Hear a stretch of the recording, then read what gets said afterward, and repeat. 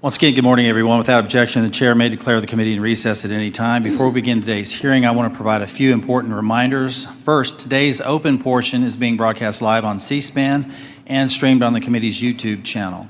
This open portion of the hearing will be conducted entirely on an unclassified basis. All participants are reminded to refrain from discussing classified or other sensitive information protected from public disclosure. I will adjourn this open session following completion of one round of questions, and we will then move into a closed session where such questions can be asked.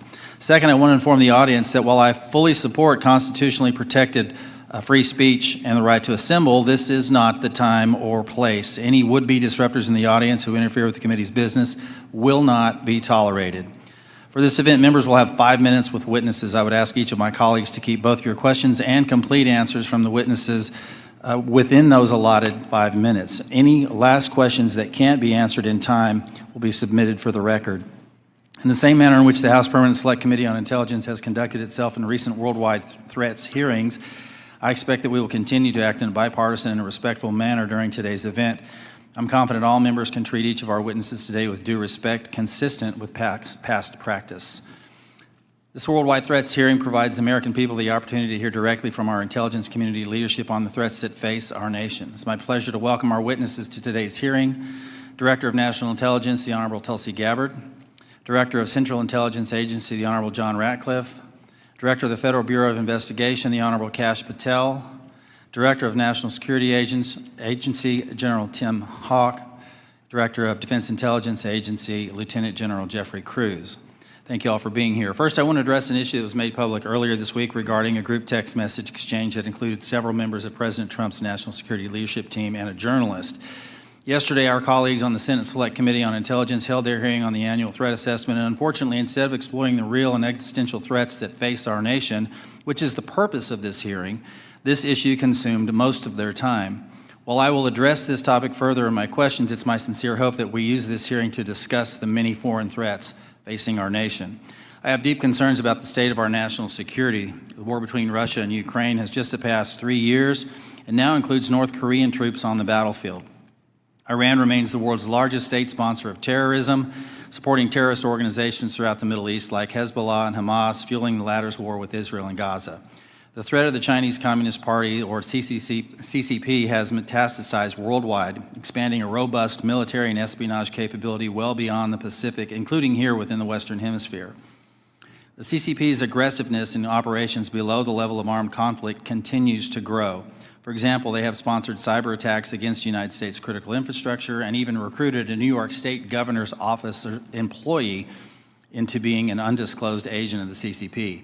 And after 4 years of a catastrophic open border policy and limited and in many cases no vetting, we have seen an explosion of illegal migrants crossing our border since 2021. In fiscal year 2024, 516 were identified to be known or suspected terrorists, 106 of whom tried to sneak into our country between ports of entry.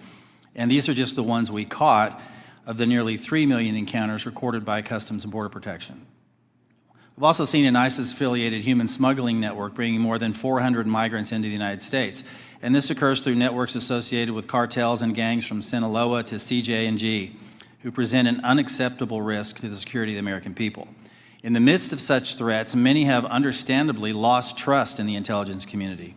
One reason I'm particularly concerned about is the pattern of lapses I've seen in analytic integrity and objectivity in some of the assessments provided by the IC in the last few years.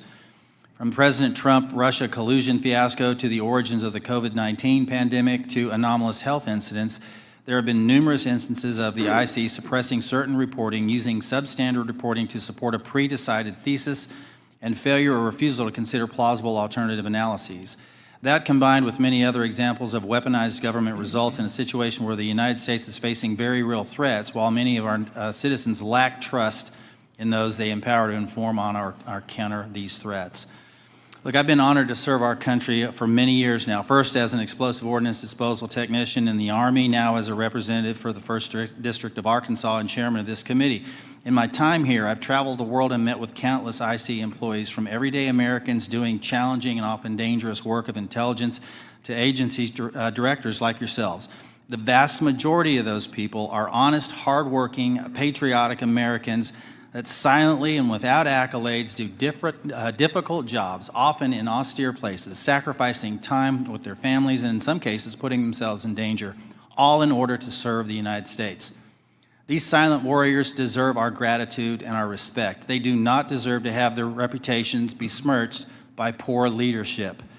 Unfortunately, in recent years, we've seen instances of politicized, self-serving, dishonest leaders sustaining the reputation of our institutions and patriots by abusing the powers and sacred trust given to them by the American people. We have some real work to do. You in your roles as leaders of prestigious organizations and us as members of this committee charged with conducting honest and rigorous oversight must ensure that our institutions work for the American people.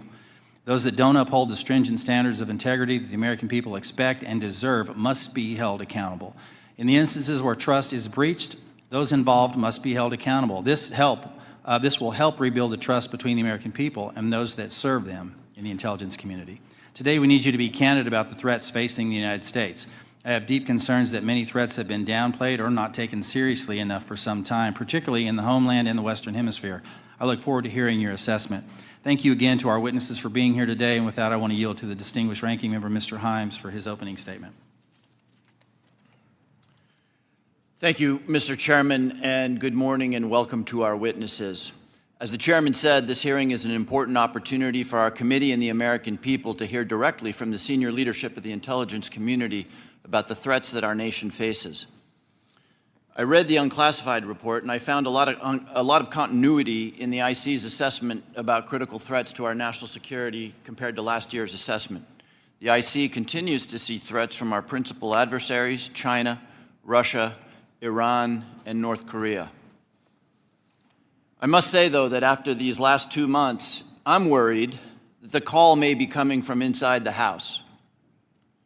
This report calls Russia, and I quote, an enduring potential threat to U.S. power, presence, and global interests. But as far as I can tell, we're now on Team Kremlin. We vote with them and against our allies in the United Nations. We humiliate President Zelensky in the Oval Office. The president's chief Russian negotiator, Steve Witkoff, is repeating Russian talking points and participating on a madcap signal chat about an attack on Yemen while inside Russia. USAID is gone, and with it, all American soft power. If I had time, I would ask the generals at this table about what it means to our national security to give up our soft power. We're no longer helping struggling nations in Africa. China, or worse, terrorists, are filling the vacuum. I wonder how many of those African countries will be named in next year's threat assessment. Thanks to DOJ, the men we paid to guard the most vicious ISIS terrorists in the world in Syria walked off the job. Do you think we'll see their names in this document next year? Elon Musk fired the people who maintain our nuclear weapons. Does that feel like a threat to you? Apparently, all of this mayhem is cheered by the President of the United States and by 20-somethings with laptops and nicknames like Big Balls. But I've been doing this for a long time, and I know that Moscow and Beijing and Tehran and Pyongyang cannot believe their luck. Now we come to learn that people in the most dangerous and sensitive jobs on the planet put extremely specific pre-decisional discussions about a military attack on signal which could be intercepted by the Russians and the Chinese. Everyone here knows that the Russians or the Chinese could have gotten all of that information, and they could have passed it on to the Houthis, who easily could have repositioned weapons and altered their plans to knock down planes or sink ships. I think that it's by the awesome grace of God that we are not mourning dead pilots right now. The two general officers sitting at the table and the people who work for all of you know that if they had set up and participated in the signal chat, they would be gone. And they know that there's only one response to a mistake of this magnitude. You apologize, you own it, and you stop everything until you can figure out what went wrong and how it might not ever happen again. But that's not what happened.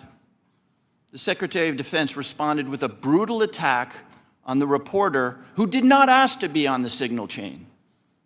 Yesterday, our former colleague Mike Waltz did the same in the White House and then went on Fox to call Jeff Goldberg a loser. What do you think the people who work for you are seeing and learning from that? Now, except for that last part, almost all of the mayhem slowly eroding our safety, our standing, and our security in the world has largely happened outside the IC. If you had a part in that, and I suspect you did, I thank you. I'll say it now and I'll say it again every time we see each other over the next couple of years. You must protect the thousands of patriots who go to work every day under you to keep us safe. You need to go to work every day thinking about their morale, their well-being, and their protection. I've done intelligence oversight for more than a decade. It's my job to ask you the tough questions and maybe even make you uncomfortable. But John, I don't ever walk through your lobby and look at those 140 stars on the wall without choking up over the fact that men and women far better than I will give their lives to keep us safe.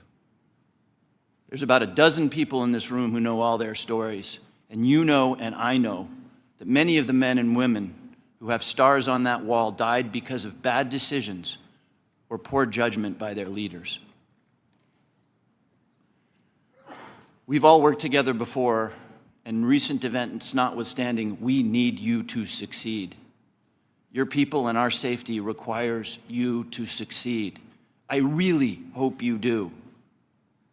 But let me say now that if some overcaffeinated 20-year-old succeeds in firing your linguists, or your mathematicians, or your paramilitary officers, if you shut down some unit because Steve Bannon or Seb Gorka doesn't like it, America will be less safe, and people will get hurt.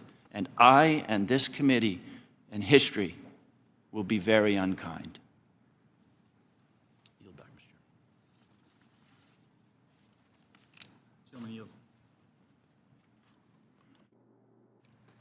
Gentleman yields. Now recognize Director Gabbard to make a statement on behalf of the intelligence community. Thank you very much, Chairman Crawford and Ranking Member Himes. Members of the committee, thank you for the opportunity for us to be here to present the 2025 Annual Threat Assessment. I'm joined here by my colleagues from the CIA, DIA, FBI, and NSA. Our testimony today offers the collective assessment of the 18 U.S. intelligence elements making up the U.S. intelligence community and draws on the intelligence collection and information available to the IC from open source and private sector and the expertise of our analysts. It evaluates what the IC assesses most threatens our people and our nation's ability to live in a peaceful, free, secure, and prosperous society. As you know very well, we face an increasingly complex threat environment that is threatening us here at home and our interests abroad. I'll begin by focusing on what most immediately and directly threatens the United States and the well-being of the American people, the non-state criminal groups and terrorists putting American lives and livelihood at risk. I'll then move on to focus on the key nation states who have the capability to threaten our security and the interests of the United States. Cartels, gangs, and other transnational criminal organizations in our part of the world are engaging in a wide array of illicit activity, from narcotics trafficking to money laundering, to smuggling of illegal immigrants and human trafficking, which endanger the health, welfare, and safety of everyday Americans. Based on our latest reporting available for the year-long period ending October 2024, cartels were largely responsible for the deaths of more than 54,000 American citizens due to synthetic opioids. Mexico-based transnational criminal organizations are the main suppliers of illicit fentanyl to the U.S. market and are quickly adapting to enforcement and regulatory pressures by using multiple sources and methods to procure precursor chemicals and equipment, primarily from China and India, many of which are dual-use chemicals used in legitimate industries. Independent fentanyl producers are also increasingly fragmenting the drug trade in Mexico. The ready availability of precursor chemicals and ease of making illicit fentanyl have enabled independent actors to increase illicit fentanyl production and smuggling operations in Mexico. Cartels are profiting from human trafficking and have likely facilitated More than 2 million illegal immigrants encountered by law enforcement at the U.S. southwest border in 2024 alone, straining our vital resources and putting the American people at risk. Criminal groups drive much of the unrest and lawlessness in the Western Hemisphere. They also engage in extortion, weapons and human smuggling, and other illicit and dangerous revenue-seeking operations, including kidnapping for ransom, forced labor, and sex trafficking. While some of these key drivers of migrants are expected to persist, heightened U.S. border security enforcement and deportations under the Trump administration are proving to serve as a deterrent for migrants seeking to illegally cross our borders. U.S. Border Patrol apprehensions along the southwest border in January 2025 dropped 85% from the same period in 2024. Transnational Islamist extremists such as ISIS and Al-Qaeda and affiliated jihadi groups continue to pursue, enable, or inspire attacks against the United States and our citizens abroad and within the homeland to advance their ultimate objective of establishing a global Islamist caliphate. This includes heightened efforts to spread their ideology to recruit and radicalize individuals in the U.S. and the West. While the New Year's Day attacker in New Orleans had no known direct contact with ISIS terrorists, he was influenced and radicalized by ISIS ideological propaganda, as one example. Al-Qaeda and its affiliates continue to call for attacks against the United States as they conduct attacks overseas. These jihadist groups have shown their ability to adapt and evolve, including using new technology and tactics to spread their ideology and recruit new followers. A range of non-state cyber criminals are also targeting our economic interests, our critical infrastructure, and advanced commercial capability for extortion, other coercive pursuits, and financial gain. These actors are using a variety of tactics, including phishing, ransomware, and denial of service attacks to disrupt our systems and steal sensitive and lucrative information, using available technologies and taking advantage of U.S. cyber vulnerabilities. Ransomware actors last year, for example, attacked the largest payment processor for U.S. healthcare institutions, and another set of criminal actors conducted cyber attacks against U.S. water utilities. Some of these non-state cyber actors also operate as proxies for or emulate similar activities being carried out by major state actors.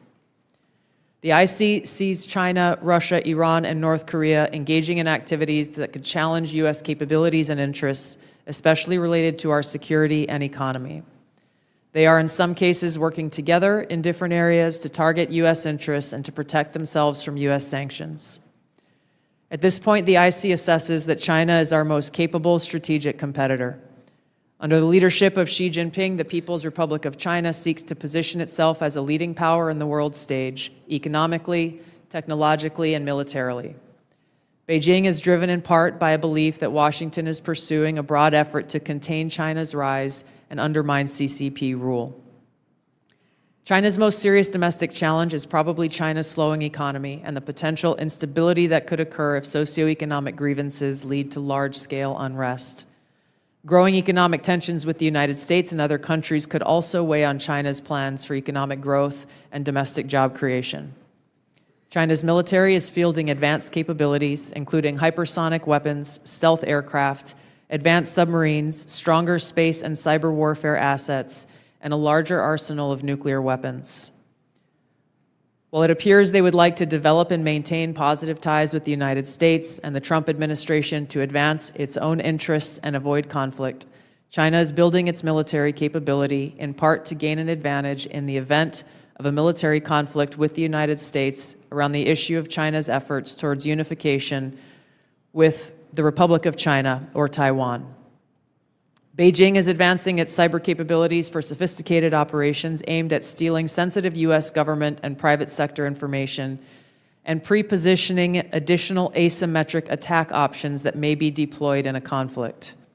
China's cyber activities have been linked to multiple high-profile breaches, including last year's massive compromise of U.S. telecom infrastructure, commonly referred to as Salt Typhoon.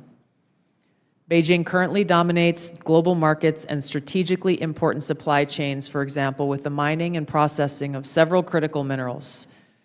In December, China imposed an export ban to the United States on gallium, germanium, and antimony, all of which are important to the production of semiconductors and our defense technologies.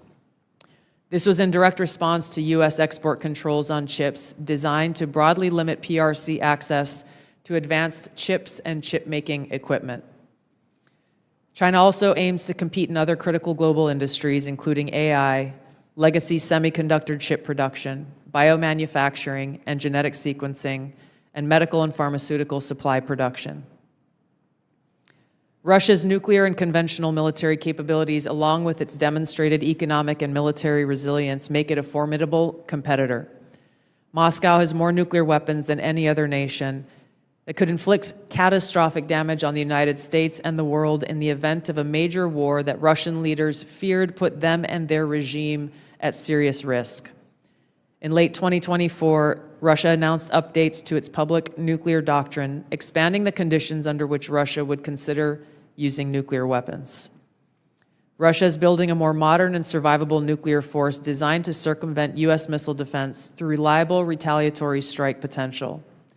It intends to deter the U.S. by holding the U.S. homeland at risk and by having the capabilities to threaten nuclear war in a conflict.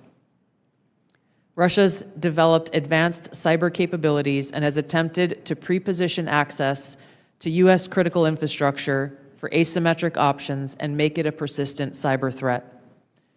Russia's cyber activities have been linked to multiple high-profile breaches, including the 2023 hack of Microsoft. Russia is also fielding new capabilities in anti-satellite weapons meant to degrade U.S. and allied space infrastructure. Among Russia's most concerning developments is a new satellite intended to carry a nuclear weapon as an anti-satellite weapon, violating long-standing international law against such activity and putting the U.S. and global economy at risk. Iran continues to seek to expand its influence in the Middle East, despite the degradation to its proxies and defenses during the Gaza conflict. Iran has developed and maintains ballistic missiles, cruise missiles, and UAVs, including systems capable of striking U.S. targets and allies in the region. They've shown a willingness to use these weapons, including during a 2020 attack on U.S. forces in Iraq and in attacks against Israel in April and October 2024. Iran's cyber operations and capabilities also present a serious threat to U.S. networks and data. The IC continues to assess that Iran is not building a nuclear weapon, and Supreme Leader Khamenei has not authorized the nuclear weapons program that he suspended in 2003. We continue to monitor closely if Tehran decides to reauthorize its nuclear weapons program. In the past year, we've seen an erosion of a decades-long taboo in Iran on discussing nuclear weapons in public, likely emboldening nuclear weapons advocates within Iran's decision-making apparatus. Iran's enriched uranium stockpile is at its highest levels and is unprecedented for a state without nuclear weapons. Iran will likely continue efforts to counter Israel and press for a U.S. military withdrawal from the region by aiding, arming, and helping to reconstitute its loose consortium of like-minded terrorist actors, which it refers to as its axis of resistance. Although weakened, this collection of actors still presents a wide range of threats, including to Israel's population and U.S. forces deployed in Iraq and Syria, as well as U.S. and international military and commercial shipping and transit. North Korean leader Kim Jong-un is pursuing stronger strategic and conventional capabilities that can target U.S. forces and allies in the region, as well as the U.S. homeland, to bolster North Korea's leverage and stature, defend its regime, and achieve at least tacit recognition as a nuclear weapons power. Kim's recently cemented strategic partnership with Russia supports these goals by providing him with greater financial, military, and diplomatic support, reducing its reliance on China, and providing North Korean forces and weapons systems with warfighting experience. Kim views his strategic weapons advances, its deepening ties with Russia, and its economic durability as strengthening his negotiating position against Washington's demands for denuclearization and lessening Kim's need for sanctions relief. Since 2022, China, Russia, Iran, and North Korea have grown closer. Removing the accelerant of the war in Ukraine is unlikely to revert these bilateral relationships to a pre-war 2021 baseline, leaving room for new strategic priorities in world events to create new incentives or challenges to their expanded cooperation. Russia has been a catalyst for much of this expansion, driven heavily by the support it has needed for its war against Ukraine, including protection from U.S. and Western sanctions. In addition to exchange of military and other resource capabilities with North Korea, Russia has relied more heavily on China's financial and defense industry backing and has increased combined military exercises with China. With Iran, Russia has also expanded financial ties to mitigate sanctions. Iran has become a critical military supplier to Russia, especially of UAVs, in exchange for Russian technical support for Iranian weapons, intelligence, and advanced cyber capabilities. The threats that we see to the U.S. to U.S. national security are both complex and multifaceted. In closing, I want to address briefly the signal chat issue that I know many of you are concerned about. The President and National Security Advisor Waltz held a press conference yesterday with a clear message. It was a mistake that a reporter was inadvertently added to a signal chat with high-level national security principals having a policy discussion about imminent strikes against the Houthis and the effects of the strike. The National Security Advisor has taken full responsibility for this, and the National Security Council is conducting an in-depth review along with technical experts working to determine how this reporter was inadvertently added to this chat. The conversation was candid and sensitive, but as the President National Security Advisor stated, no classified information was shared. There were no sources, methods, locations, or war plans that were shared. This was a standard update to the National Security Cabinet that was provided alongside updates that were given to foreign partners in the region. The Signal Message app comes pre-installed on government devices. In December of 2024, CISA stated, quote, "We strongly urge highly targeted individuals to immediately review and apply best practices provided in the guidance to protect mobile communications, including consistent use of end-to-end encryption." And they named Signal as an app as an example of such an end-to-end encrypted messaging app. Ideally, these conversations occur in person. However, at times, fast-moving coordination of an unclassified nature is necessary where in-person conversation is not an option. I'm also aware that a lawsuit was filed yesterday on this issue. As a result of that pending litigation, I'm limited in my ability to comment further on that specific case. My Office of General Counsel will be in close contact with the Department of Justice on this matter. The most important thing to the American people and to all of us is the success of this military operation against terrorists who have been and continue to attack American service members was extremely successful, thanks to the leadership of President Trump and the actions of our brave men and women in uniform. As the heads of the American people's intelligence community, we will continue to provide the President, you in Congress, and our warfighters with timely, unbiased, relevant intelligence to keep our country secure, free, prosperous, and at peace. Thank you, Mr. Chairman. Thank you, Director Gabbard. We now turn to member questions. I'll recognize myself for 5 minutes. I want to talk about, before I get into the threats, I want to talk about something we've talked about in this committee and in this setting before. We've had IC agency leaders commit to complying with our document requests but not follow through. And I don't know if this is due to direction from previous administration or middle management obstruction, but I find it completely unacceptable. In fact, I had to subpoena the NSA in order to cooperate with our AHI investigation last year. As you all know, it's the charge of this committee to conduct rigorous oversight, and part of that oversight is to occasionally requires us that we request documents from your organizations to enable our investigations.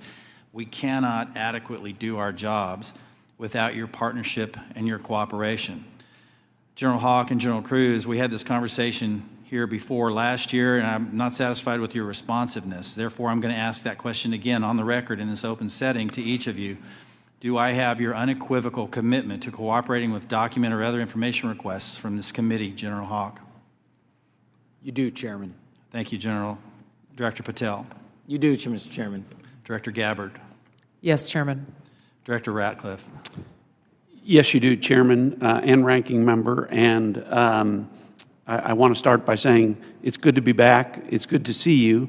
And as you all know, I have a special appreciation for the work that this committee does, having previously been a member. I also understand the importance of the oversight role that it has. And so you have my full commitment and my understanding about what your responsibilities are and my obligation to keep you fully and currently informed, and I will do that. Appreciate that. General Cruz.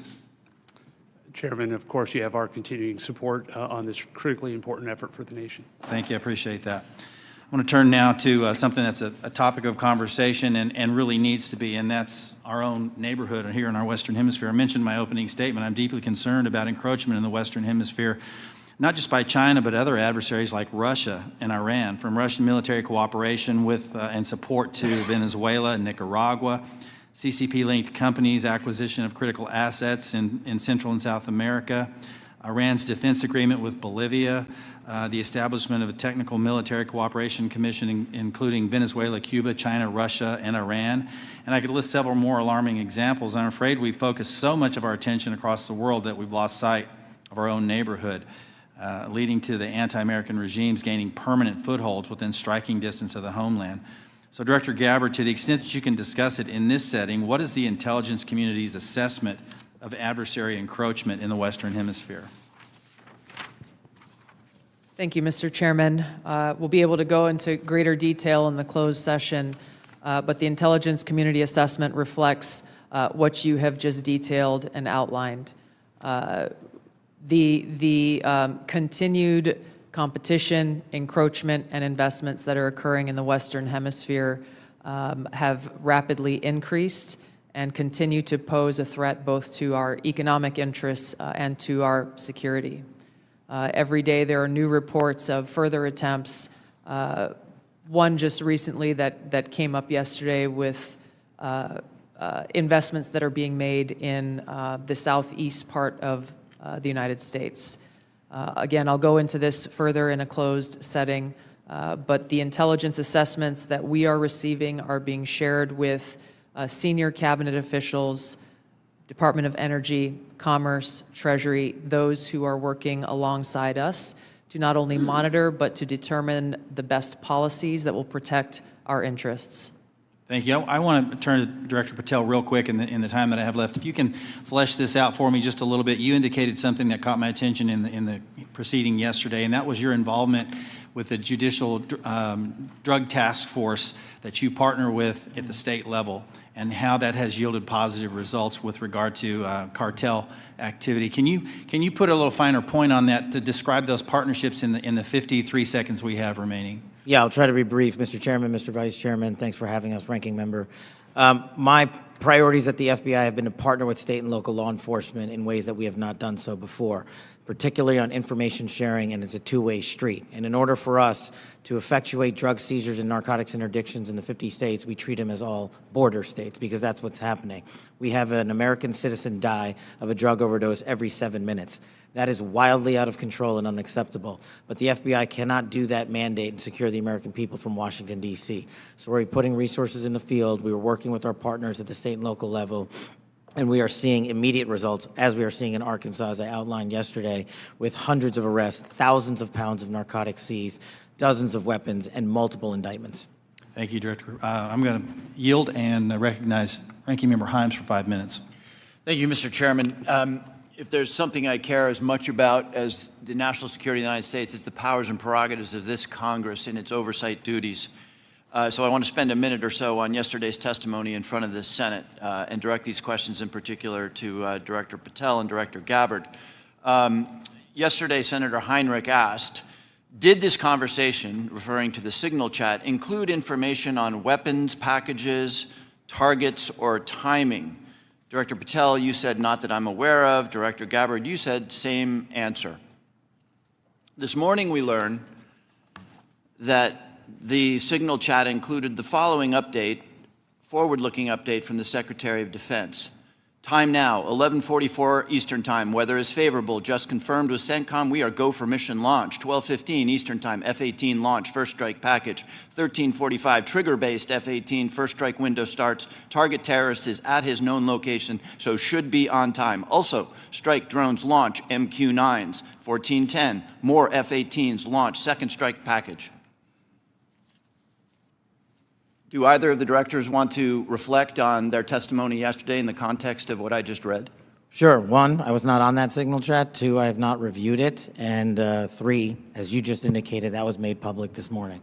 But Director, you didn't prior to yesterday's Senate. You were on this. You were on the signal chat, correct? No. Okay, but did you review the material on the signal chat? No, I wasn't Okay. on it. Director Gabbard? Yes, Ranking Member. My answer yesterday was based on my recollection, or the lack thereof, on the details that were posted there. I was not, and what was shared today reflects the fact that I was not directly involved with that part of the signal chat, and replied at the end reflecting the effects, the very brief effects that the National Security Advisor had shared. So it's your testimony that less than 2 weeks ago, you were on a signal chat that had all of this information about F-18s and MQ-9 Reapers and targets on strike, and you in that 2-week period simply forgot that that was there. That's your testimony? My testimony is I did not recall the exact details of what was included there. That was not your testimony. Your testimony was that you were not aware of anything related to weapons packages, targets, and timing. As the testimony yesterday continued on, there were further questions related to that, where I acknowledged that there was conversation about weapons, and I don't remember the exact wording that I used, but I did not recall the specific details that were included. Director Gabbard, you've reasserted that there was no classified information. I think we can all agree that that information shouldn't have been out there. But let me ask you this. Are you familiar with the ODNI's classification guidance? I'm familiar with it. I've actually got a copy right here. If I read you a part of that guidance, I wonder if you could tell me what the level of classification indicated is. I'm reading from your classification guidance. And the criteria is information providing indication or advance warning that the U.S. or its allies are preparing an attack. Do you recall what your own guidance would suggest that be classified? I don't have the specifics in front of me, but it would point to what was shared would fall under the DoD's classification system and the Secretary of Defense's authority. So let me help you, determine because there's what a is very clear classified answer. and what is not. I guess you don't have it, but information providing, this is the ODNI guidance, information providing indication or advance warning that the U.S. or its allies are preparing an attack should be classified as top secret. Do you disagree with that? I don't disagree with that. I just point out that the DoD classification guidance is separate from the ODNI's classification guidance. Do you think it would be and materially different? Ultimately, the Secretary of Defense holds the authority to classify or declassify. Do you think it's likely that DoD guidance is materially different from what I just read? I haven't reviewed the DoD guidance, so I can't comment.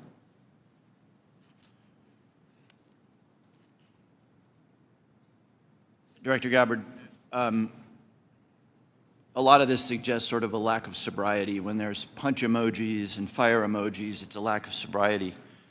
I don't mean that literally. But I have one last question for you, because I think people really listen to what you have to say. You, on March 15th, as DNI, retweeted a post from Ian Miles Chong, who is listed on RT, that's Russia Today's website, as, quote, a political and cultural commentator who has contributed content to RT since at least 2022. Director Gabbard, do you think that it's responsible for you as head of the intelligence community and the principal presidential intelligence advisor to retweet posts from individuals affiliated with Russian state media? That retweet came from my personal account, and I would have to go back to look at the substance of the tweet. Can I, just so that we don't have a lack of confusion amongst our allies and enemies and us, can I act perhaps that you not think that you should be saying one thing on your personal account than you say officially? I maintain my First Amendment rights to be able to express my own personal views on different issues. Thank you. I yield back, Mr. Chairman. Gentleman yields now recognize the distinguished Vice Chairman, General Kelly. Yeah, I'd now, for the first 30 seconds, Mr. Ratcliffe, or Director Ratcliffe, formerly known as Texas, from this Mississippi guy, I'd like to give you 30 seconds if you have anything to respond to what Ms. Gabbard Director Gabbard, I'm sorry, just said. Well, Mississippi, it's good to see you again, and I appreciate the opportunity. You know, there's so much talk about this Atlantic article and about things that were said and that could have happened instead of a focus on what did happen. So my responsibility as CIA director, one of its responsibilities is to kill terrorists. And that's exactly what I did along with President Trump's excellent national security team. That's what we should be focused on. With regard to that article, I also would appreciate the opportunity to relay the fact that yesterday I spent 4 hours answering questions from senators as a result of that article that were intimating that I transmitted classified information because there were hidden messages. Those messages were revealed today and revealed that I did not transmit classified information, and that the reporter, who I don't know, I think intentionally intended it to indicate that. That reporter also indicated that I had released the name of an undercover CIA operative in that signal chat. In fact, I had released the name of my chief of staff, who is not operating undercover. That was deliberately false and misleading, and I appreciate the opportunity to reflect that my answers haven't changed. I used an appropriate channel to communicate sensitive information. It was permissible to do so. I didn't transfer any classified information. And at the end of the day, what is most important is that the mission was a remarkable success, is what everyone should be focused on here, because that's what did happen, not what possibly could have happened. Thank you, Director Ratcliffe. Director Patel, thank you for the great job that you've done. So first of all, your coordination and trying to comply with the letter that was sent last year and the year before asking for the baseball shooting, of which what I got was basically what happened on the field, and I was there, so I don't need to know that, although no one from the FBI ever talked to me about what happened. They talked to people who were not there.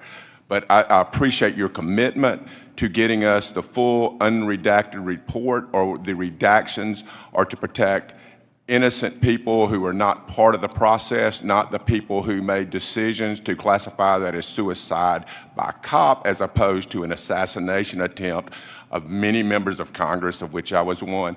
Thank you for your commitment, Director Patel, because I know that you will give us what we have asked for so that we can put this to rest. Mr. Winstrup, myself, and several others.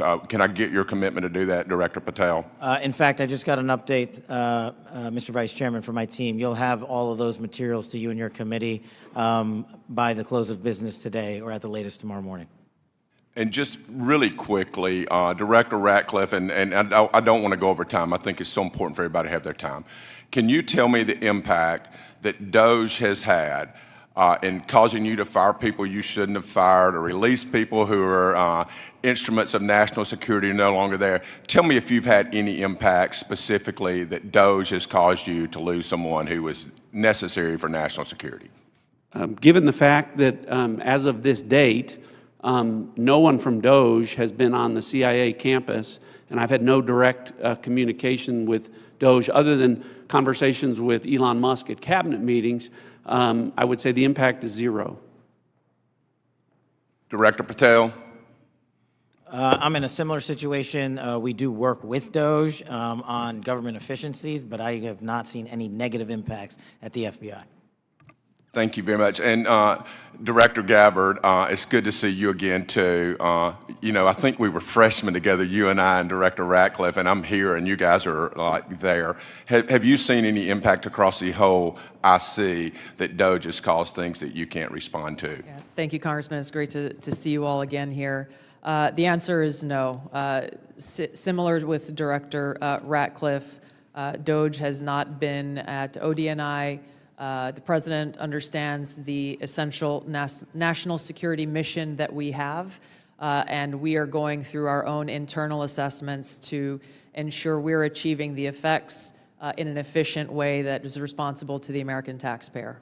Yield back, Mr. Chairman. Gentleman yields. Mr. Carson. Thank you, Chairman, to the witnesses, many of whom I've worked with in the past. It appears that this year's report omitted any discussion of transnational concerns like global health security, infectious diseases, and the role of conflict, violence, and political instability play as drivers of migration.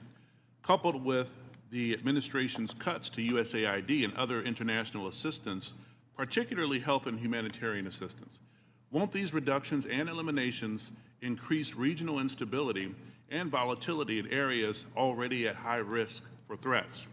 Was the IC consulted at all in the decisions to eliminate such critical funding, and why weren't these risks included in this year's report? Thank you for the question, Congressman. The direction that I gave to our National Intelligence Council as they were putting together the annual threat assessment was to focus on the most direct and extreme threats that we face from non-state and state actors. While I acknowledge the factors that you've mentioned create an environment that our operators and intelligence officials need to be aware of, this year's annual threat assessment was really more targeted to focus on the direct threats that we have the ability to affect and impact. Some of those were included here that you mentioned with regard to the effects and impacts of USAID. That assessment has not yet been done, or at least to my knowledge, and was not considered to be included here. Director Patel, this year's assessment, sir, confirms a threat I've worked on for a number of years, domestic extremists, including lone wolves, white nationalists motivated by racial or anti-government grievances, even religious grievances. Mr. Director, a few yes or no questions. Do you, sir, agree that these domestic threats must be addressed as thoroughly as foreign extremists? All threats like that will be treated equally, yes, sir. Is it true, sir, you moved personnel out of the FBI section responsible for countering domestic violent extremists? I don't believe I did that. Is it true, sir, that you've discussed disbanding this section? I don't believe I've done that. Will you pledge today, sir, not to disband this critical section? I will pledge to you today that any personnel matters that are being worked on currently, once finalized, the congressional notification will be published to your committee. Mr. Chairman, I yield back. The gentleman yields. Now recognize the gentleman from Illinois, the former federal prosecutor, Mr. LaHood. Well, thank you, Mr. Chairman. I want to thank all of our witnesses today for your service to our country. And I want to focus my questions this morning on FISA Section 702. And Director Ratcliffe, welcome back to the committee. In your confirmation hearing before the Senate, you were asked extensively about FISA and Section 702, and I think laid out a compelling narrative on how, as you described it, quote, how indispensable it is to national security. And you were also asked about a warrant requirement on Section 702. And your answer to that was, quote, on whether a warrant makes sense on 702, your quote was, the answer is no. We're talking about national security issues where sometimes minutes matter in the ability to disrupt or interdict the bad actors or to act upon the intelligence that you can gain from that, unquote. Director, I wanted to ask you, is that still your belief today regarding the warrant requirement? Congressman, it absolutely is. You've accurately reflected my prior testimony. It is also my testimony that 702 is indispensable to our intelligence picture, and the loss of it would be catastrophic to CIA. And the reason that I say that from this position is Not only is 50% of all of our critical analysis provided to the President as Commander-in-Chief in the President's Daily Brief 702 derived, 70% of CIA's success with regard to advanced weapons counterproliferation is the result of 702 collected information. And finally, 90% of CIA's successful interdictions with regard to synthetic drugs like fentanyl are the result of 702 collection. It's absolutely indispensable to the work that CIA does, and I'm glad that you gave me the opportunity to reflect that to this committee. Thank you, Director. And just to ask a follow-up on that, as you know, in the House last year when we had our FISA reform and Section 702 reform measures put in place, you know, we had a debate, robust debate on the House floor regarding the warrant requirement. It was a very, very close vote, 212 to 212. Director Ratcliffe, what can you tell our members to alleviate and reassure them on, again, the harm that a warrant requirement would do to 702? Well, Congressman, it would impose a de facto ban on lawfully querying previously collected data to find threats against U.S. persons and government officials. So that would be, again, catastrophic to our efforts to keep our community safe. And I would also point out, because I know that these are legitimate concerns with regard when we talk about FISA and 702 specifically, everyone on this committee recalls that when I was a member, I also called out FISA abuses when they occurred. And I don't want there to be any violation of Americans' civil liberties and Fourth Amendment rights. But I would point to the CIA's, frankly, impeccable record of compliance, and we can talk about that more in a closed session. Thank you, Director. Director Patel, I want to turn to you. Similar in your Senate confirmation, you were asked extensively about 702. And as you know, in our bill that we passed last year, we put lots of reforms and changes and protocols in place for the FBI. And I know that you're supportive of many of those. Specifically on the impracticalities of a warrant requirement on 702, you were quoted as saying, when you were asked about it, it is almost impossible to make that function of the warrant requirement work and to serve the national no-fail mission. Is that still your testimony here today? It's great to see you, Congressman, and yes, that's my testimony. Thank you. As you know, the reforms that we put in place were significant, requiring the FBI personnel to get a supervisor or attorney approval to conduct U.S. person inquiries, requiring high-level approvals up to the FBI deputy director level before certain queries are conducted on U.S. elected or appointed officials, candidates, or media personnel, requiring the Department of Justice to audit all U.S. person queries performed by the FBI within 6 months of each query, reducing the number of FBI personnel who have the ability to query. Can you talk about the current implementation of those reforms and how that's going, Director Patel? Absolutely. With probably the most recent one, in terms of 702 query reviews, we only have about 200 left when it comes to U.S. persons, and we will promulgate those findings to you. But as of today, of all the U.S. persons queried in the 702 databases, there's only been one instance of negligent conduct. We have already implemented limited access to those who actually know how to use the FISA process in 702, and we have implemented a direct reporting structure to the Office of Director and the Deputy Director to make sure that anyone, whether it's intentional or unintentional, abuses the 702 query system is brought to our attention immediately, and we will take that on for action directly. And in terms of piggybacking off Director Ratcliffe's, the public defender in me realizes the importance of constitutional due process more than anyone.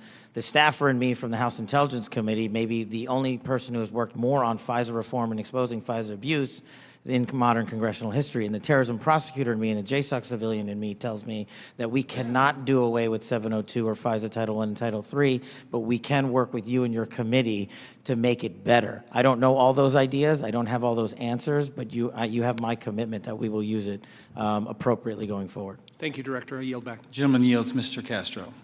Thank you, Chairman. Tulsi, you and I came into the Congress together in 2013. And Kash, you and I was serving on the Intelligence Committee when you worked on the Intelligence Committee. And John, you and I are both from Texas, and we both served together on the Intelligence Committee. The idea that this information, if it was presented to our committee, would not be classified, y'all know is a lie. That's ridiculous. I've seen things much less sensitive be presented to us with high classification. And to say that it isn't is a lie to the country. I want to ask the generals now. The NSA is principally in charge of intercepting things like signals intelligence from other countries. General, I want to ask you, if your organization, your agency, intercepted something like this from Russia or China or some other country, would you consider this classified information? Representative, we would be classifying based off of our sources and methods. So those would be the things that, in terms of how we process, how we would be able to obtain the information, and how we'd report it, Sure. we would classify based off of our source and method. So if you knew that the Secretary of Defense and the National Security Advisor of Russia or China and the head of the Foreign Ministry and all of the folks who were associated with that signal chain, if you intercepted that information, General, would you consider it classified? So it would be classified based off of our collections. So the NSA would classify it, would Based off determine it as of classified. the protection of our own source and method, not necessarily based off the content, but how we collected that information. But it would be classified. Well, we certainly wouldn't be collecting on a U.S. person conversation. No, I understand. I'm We're saying if we, collecting on a- but if you did your job and collected it from the Russian Foreign Ministry and the National Security Advisor and the Secretary of Defense and the President's Chief Advisor, there is no way, having sat on this committee for 9 years, that somebody would come in with that information and give us something that says, unclassified, you can walk out of this room with this information and give it to whomever you want. You know, with all respect, you and I worked on the committee at the same time. Tulsi, you and I came in together. I've never had an issue of beef with you. John, you and I are both from Texas. Y'all know that's a lie. It's a lie to the country. I want to ask about the Alien Enemies Act really quick while I have time. The President has used the Alien Enemies Act, a wartime authority last used to detain German and Japanese nationals during World War II, to summarily deport people accused of being members of the Venezuelan gang Tren de Agua. To invoke this law, the President must demonstrate that the United States is under invasion by a foreign nation or government. They have alleged that we are under invasion by the Venezuelan government. The idea that we are at war with Venezuela would come as a surprise to most Americans. The unclassified version of the annual threat assessment the intelligence community just released makes no mention of any invasion or war that we are fighting with the nation of Venezuela. You would think our nation being at war would merit at least a small reference in this threat assessment. And Director Ratcliffe, does the intelligence community assess that we are currently at war or being invaded by the nation of Venezuela? We have no assessment that says that. Thank you. In invoking the law, the President alleged that Tren de Agua is, quote, undertaking hostile actions against the U.S. at the direction, clandestine or otherwise, of the Maduro regime in Venezuela. Director Gabbard, does the intelligence community assess that the Venezuelan government is directing Tren de Agua's hostile actions against the United States? There are varied assessments that came from different intelligence community elements. I'll defer to Director Patel to speak specifically to the FBI assessment. But let me ask you, so you're saying there are conflicting assessments that have come from the IC? That's correct. Okay, thank you. We'll take it up in closed session. All right.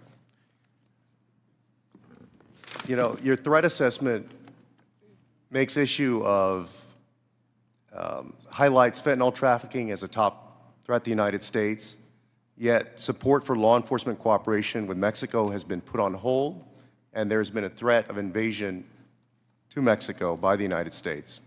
You assess that Russia's advanced cyber capabilities make it a persistent counterintelligence cyber threat, yet the administration shut down the unit at the Cybersecurity Infrastructure Agency tasked with stopping Russian cyber attacks. There are so many other ways that the actions of this administration have contradicted this threat assessment, and the administration is making the world and the United States more dangerous. I yield back. The gentleman yields. The gentleman from Pennsylvania, Mr. Fitzpatrick. Thank you, Chairman Crawford. Thank you to all of our witnesses for being here. I look forward to working with each and every one of you to keep our country and our planet safe. I wanted to carry on the topic of Section 702 reauthorization. Representative LaHood and I did a lot of work on this over the past 2 years. As you all know, last Congress, this committee worked in a bipartisan manner to advance the reauthorization of what most of us, if not all, deem to be our country's single most important national security tool. The result was what was titled the Reforming Intelligence and Securing America Act, which not only reauthorized Section 702, but equally important, it provided necessary reforms to our intelligence community in an effort to address past abuses. This was the largest single reform of the FBI and the IC in a generation, making sure that there are appropriate compliance guardrails that enhance accountability while still protecting the critical tools necessary for our nation's security. Just to name a few, in 2009, Section 702 protected our nation from an attack by an al-Qaeda member who intended to detonate explosives in the Manhattan subway lines. In 2014, Section 702 helped prevent attacks by assisting in the removal of ISIS leader Haji Imam. In 2022, Section 702 contributed to the U.S. government's operation against the last remaining 9/11 architect, Ayman al-Zawahiri. And as we saw in the horrendous attacks of October 7th, an attack on the people of Israel, where Hamas killed over 1,200 innocent civilians, intelligence collection is essential to the safety and security of our population. We must never, ever see another attack the likes of 9/11. Especially as a result of a self-inflicted intelligence failure. Not reauthorizing the use of this authority in this coming year would intentionally and willingly put the United States at a disadvantage against actors who seek our destruction. Representative LaHood touched on the warrant requirement. As you all know, that is really the linchpin here. And I think it's abundantly clear for members of this committee, members of this Congress, and for members of our Intelligence Committee to understand that a warrant requirement is on the collection of data. A warrant requirement cannot apply to the querying of already lawfully collected data. To follow that theory to its logical extreme would be to say that a police department who has an evidence locker containing lawfully collected data has to get a warrant to re-enter that evidence locker. It'd be akin to say to a police officer they cannot run a license plate, which is querying off of lawfully collected Department of Transportation data without getting a warrant. It would shut down the courts, it would shut down law enforcement, it would make our country much less safe. So I want to ask Director Patel, Director Radcliffe, I want to yield the floor to you as we will be working with all of you, particularly your two agencies on reauthorization, to share your thoughts.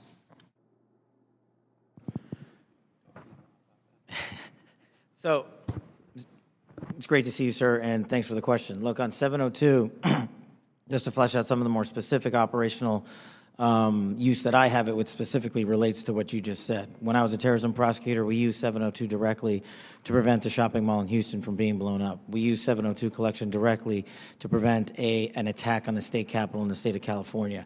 And those individuals were prosecuted and are currently in prison. And balancing that awesome responsibility with the constitutional protections that every American should have when we're talking about U.S. persons specifically is something that I keep in mind on every single decision surrounding 702.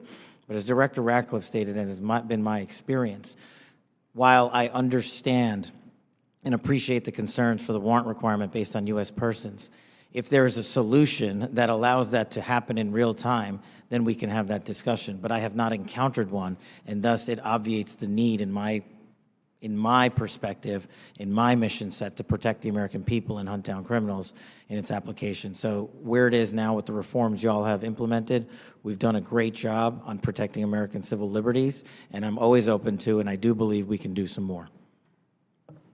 Director Radcliffe. Good to see you again, Congressman. I agree with Director Patel's comments with regard to that. I'll start out by saying, obviously in this role, I'm not a policymaker. But at the appropriate time, when this comes up for renewal, I think I made it clear and will make it clear from the CIA's perspective, the indispensability of 702 as a tool to providing the commander-in-chief an accurate picture of the threat environment. You mentioned some examples of 702 success. When we get into the classified session later this afternoon, I have some further examples of 702 success that we can talk about, and I think that reflects my position. Thank you all. I yield back. The gentleman yields. Mr. Krishnamurthy. Good morning. Thank you, Mr. Chair, and thank you to our witnesses for coming. Thank you for your service. Director Gabbard, you said no classified information was included in the signal chat, correct? That's correct. And President Trump also said there was no classified information in the signal chat, and Secretary Hegseth said nobody was texting war plans. There was absolutely no classified info in that chat. Lieutenant General Cruz, I'd like to talk to you about a couple things real quick. Executive Order 13526, Section 1.4a. This is the Trump administration's executive order with regard to classified information. It says, information shall be classified if its unauthorized disclosure could reasonably be expected to cause damage to national security, including military plans, weapons systems, or operations. You don't disagree that that's accurately quoted, right? That's an accurate quote from the executive order. And DOD 5200.01, this is the DOD's manual on classification, says, quote, information shall be classified if its unauthorized disclosure could reasonably be expected to cause describable damage to national security. This includes military plans, weapons systems, or operations. You don't disagree that I quoted that accurately, right? That's also an accurate quote. Can I show you I'd like to show you the text that Secretary Hegseth actually published to the world. Now, Lieutenant General Cruz, as Ranking Member Himes said, it says, time now, weather is favorable, just confirmed with CENTCOM we are a go for mission launch. Then it says at 12:15 Eastern, F-18s launch first strike package. F-18s are military systems, correct? Weapon systems. They are. Okay. 1345, trigger-based F-18 first strike window starts. Target terrorist is at his known location, so should be on time. Also, strike drones launch, MQ-9s. MQ-9s is a weapon system, correct? They are. Okay.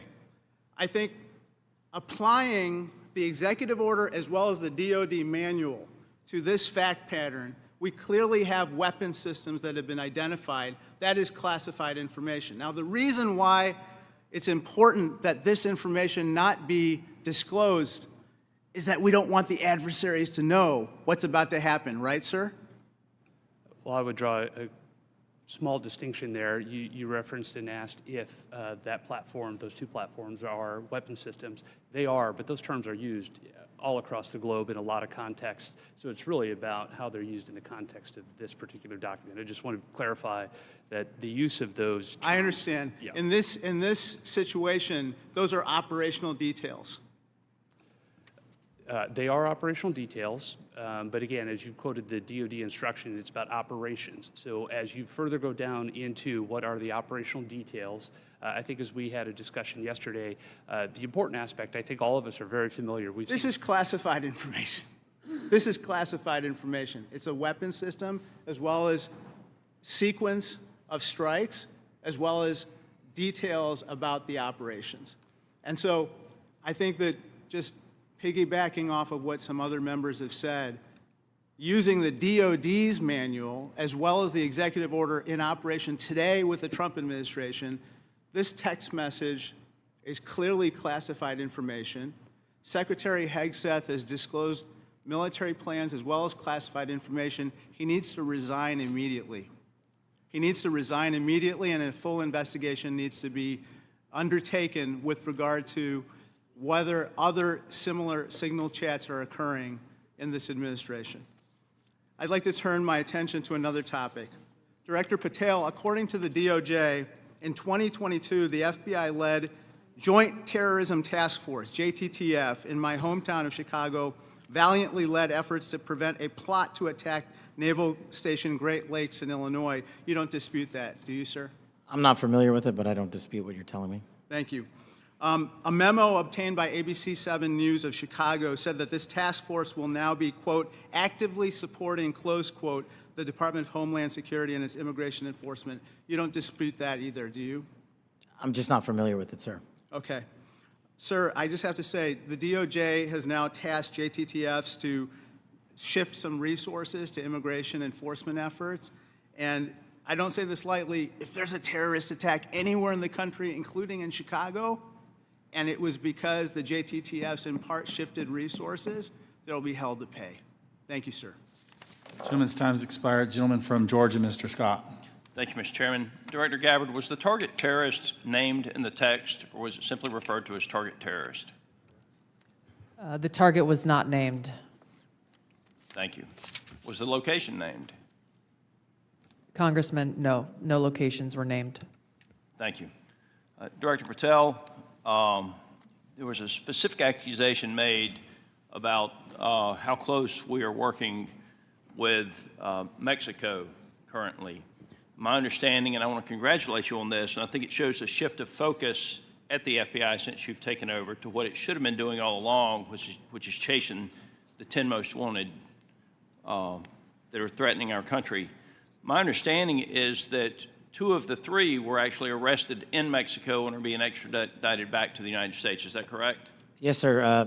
We have been working. One of the first meetings I took as FBI director was my counterpart, Secretary Farouche in Mexico. And subsequent to that, we have repaid or extradited or expelled from Mexico 2 top 10 of the FBI's most wanted list and 33 other criminals. Well, it sounds to me like we're working closer with them today than we have in the last several years, and that the focus of the FBI has shifted to actually protecting American citizens instead of arresting pro-life protesters.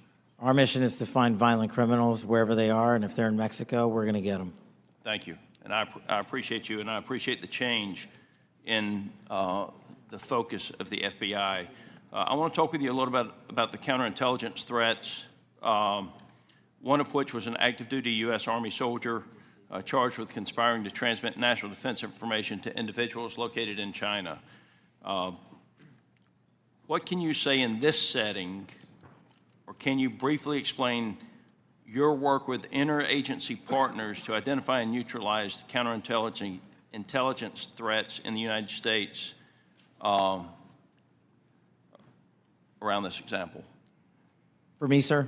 Yes, sir. So generally speaking, on counterintelligence and countering espionage, whether it's from adversaries like the CCP, Russia, Iran, or otherwise, we have prioritized them as an equally violent criminal enterprise seeking to do harm to our critical infrastructure and also to exploit and steal our data, whether it's government or private personnel. And so we have expanded our resources into them and working with the interagency to make it a priority. Okay, thank you. I want to move on to the issue of the threshold of parole under the previous administration and the number of illegal immigrants that have come into this country, including people with known membership in terrorist groups. For those individuals that pose a risk and that we have captured and are being deported, are we sharing the biometric and biographic information with our allies to mitigate their ability to relocate or operate abroad? What we are doing at the FBI is sharing the information we're allowed to with our Five Eye partners, and then on an individual basis, we are trying to share information with other partners who deemed individuals that they find of consequence. Okay. As you move further into your position, if you have additional recommendations on how we better share information, please let us know. Yes, sir. Director Ratcliffe, China's influence on the Panama Canal has increased since 2017. Panama became the first Latin American country to sign on to China's Belt and Road Initiative. Can you talk about not just China embedding itself into the various canal-related sectors and operations, but what other areas in Central and South America have China and others increased their presence, and what examples concern you the most? Thanks, Congressman. Appreciate the question. I do want to comment, the question before about cooperation with Mexico, it's really across the IC. When Mexico's Secretary General Omar Harfuch, head of Mexican security, was here, he not only met with Director Patel, he met with Director Gabbard, and he met with me. So we have been working on that, again, to the benefit of both our countries. To your point, the PRC throughout Central and South America continues to attempt to use its soft power to gain a foothold. They use direct aid to countries that need it. They also provide funding to universities to get a foothold to create influence. And you mentioned the Panama Canal, and you've seen the diplomatic efforts of the administration to address that and push back on PRC ownership of the canal locks. But that ties into what the IC is doing. In these instances, it's important for us, Congressman, to the best way we can operate is to provide intelligence to countries in Central and South America, to provide them with briefings, which we do, to provide them with tailored analysis of our intelligence about how China is manipulating them, about how China is hacking them, the things that China is doing to gain a foothold, and Russia and Iran throughout that area. So the CIA is very much focused on that. Gentleman's time's expired. Mr. Crow. Thank you, Chairman. General Hawk, the NSA recently warned its employees not to use the Signal app. Is that correct? What we did, Congressman, is we put out cybersecurity advisories on a whole host of systems. On the Signal app that was included in that advisory, right? What we've done is we've put out an advisory on how to use the Signal app and other encrypted applications, because we do encourage our employees and their families to use encrypted. Because there's risk to that app. There are. Okay. General Cruz, DOD also issued a warning about vulnerabilities to the Signal app recently, correct? That's correct. Okay. Director Gabbard, you were on this Signal text chain in question, correct? Yes. As was Mr. Witkoff, the administration's lead negotiator with the Russians, correct? Yes. And at the time, Mr. Witkoff was actually in Russia during this chat discussion, was he not? I was not aware of that. Was he on his personal phone at the time? I don't know. Well, it's my understanding that he was indeed in Russia. Director Gabbard, you were also traveling during this discussion, correct? Yes. And where were you? I was traveling through the Asia-Pacific region. I don't recall which country I was in at that time. You don't remember the country? I'd have to go back and look at the schedule. Director Gabbard, I want to direct your attention again to the text chain where it says, just confirmed with CENTCOM, we are a go for mission launch. Does that indicate to you that there is about to be a military operation? Yes. Director Gabbard, earlier in this hearing, we heard about the DOD's classification standards. I want to now turn my attention to your classification standards. You're the Director of National Intelligence. The Office of the Director of National Intelligence classification guide says, quote, information providing indication or advance warning that the U.S. or its allies are preparing for an attack, end quote, is to be classified as top secret. Are you familiar with that? Yes. Director Gabbard, have the Houthis indicated an ability to shoot down American aircraft? Yes. They have in fact done so, haven't they? Yes. Including MQ-9 Reapers, haven't they? That's correct. And that was one of the systems used in the attack recently that's the subject of this discussion, is it not? Correct. General Cruz, are you familiar with this system? I'm not wearing my glasses at the moment, but... Well, I'll help you out. This is an SA-3 anti-aircraft system. Correct. Are you familiar with this next system? I am. What is it?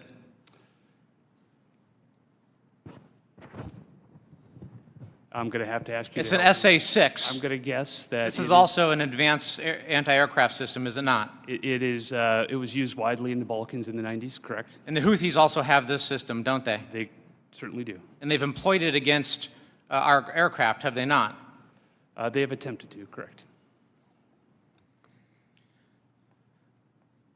I spent my life in service to this country. I deployed 3 times to combat in service to this nation. I learned in that time in service that responsibility is core to leadership. You accept responsibility when things go wrong. You admit mistakes. You set the standard from the very top. It is completely outrageous to me that administration officials come before us today with impunity, no acceptance of responsibility, excuse after excuse after excuse, while we send our men and women downrange to do incredibly difficult, incredibly dangerous things on our behalf. And yet, nobody is willing to come to us and say this was wrong. This was a breach of security and we won't do it again. It is outrageous and it is a leadership failure, and that's why Secretary Hegseth, who undoubtedly transmitted classified, sensitive operational information via this chain, must resign immediately. There can be no fixes, there can be no corrections until there is accountability, and I'm calling on the administration to move forward with accountability. I yield back. Gentleman yields. Gentleman from Texas, Mr. Crenshaw. Thank you, Mr. Chairman. Thank you all for being here. Good to see many of you again, and thank you for enduring 2 long days. I will note I always use fire emojis when I see terrorists getting killed. And I want to talk about cartels. This is a subject that is near and dear to my heart. I've been investigating it thoroughly for the last couple of years, and I'm glad to see that it's mentioned in all of your opening statements. I mentioned it at the very beginning of the threat assessment.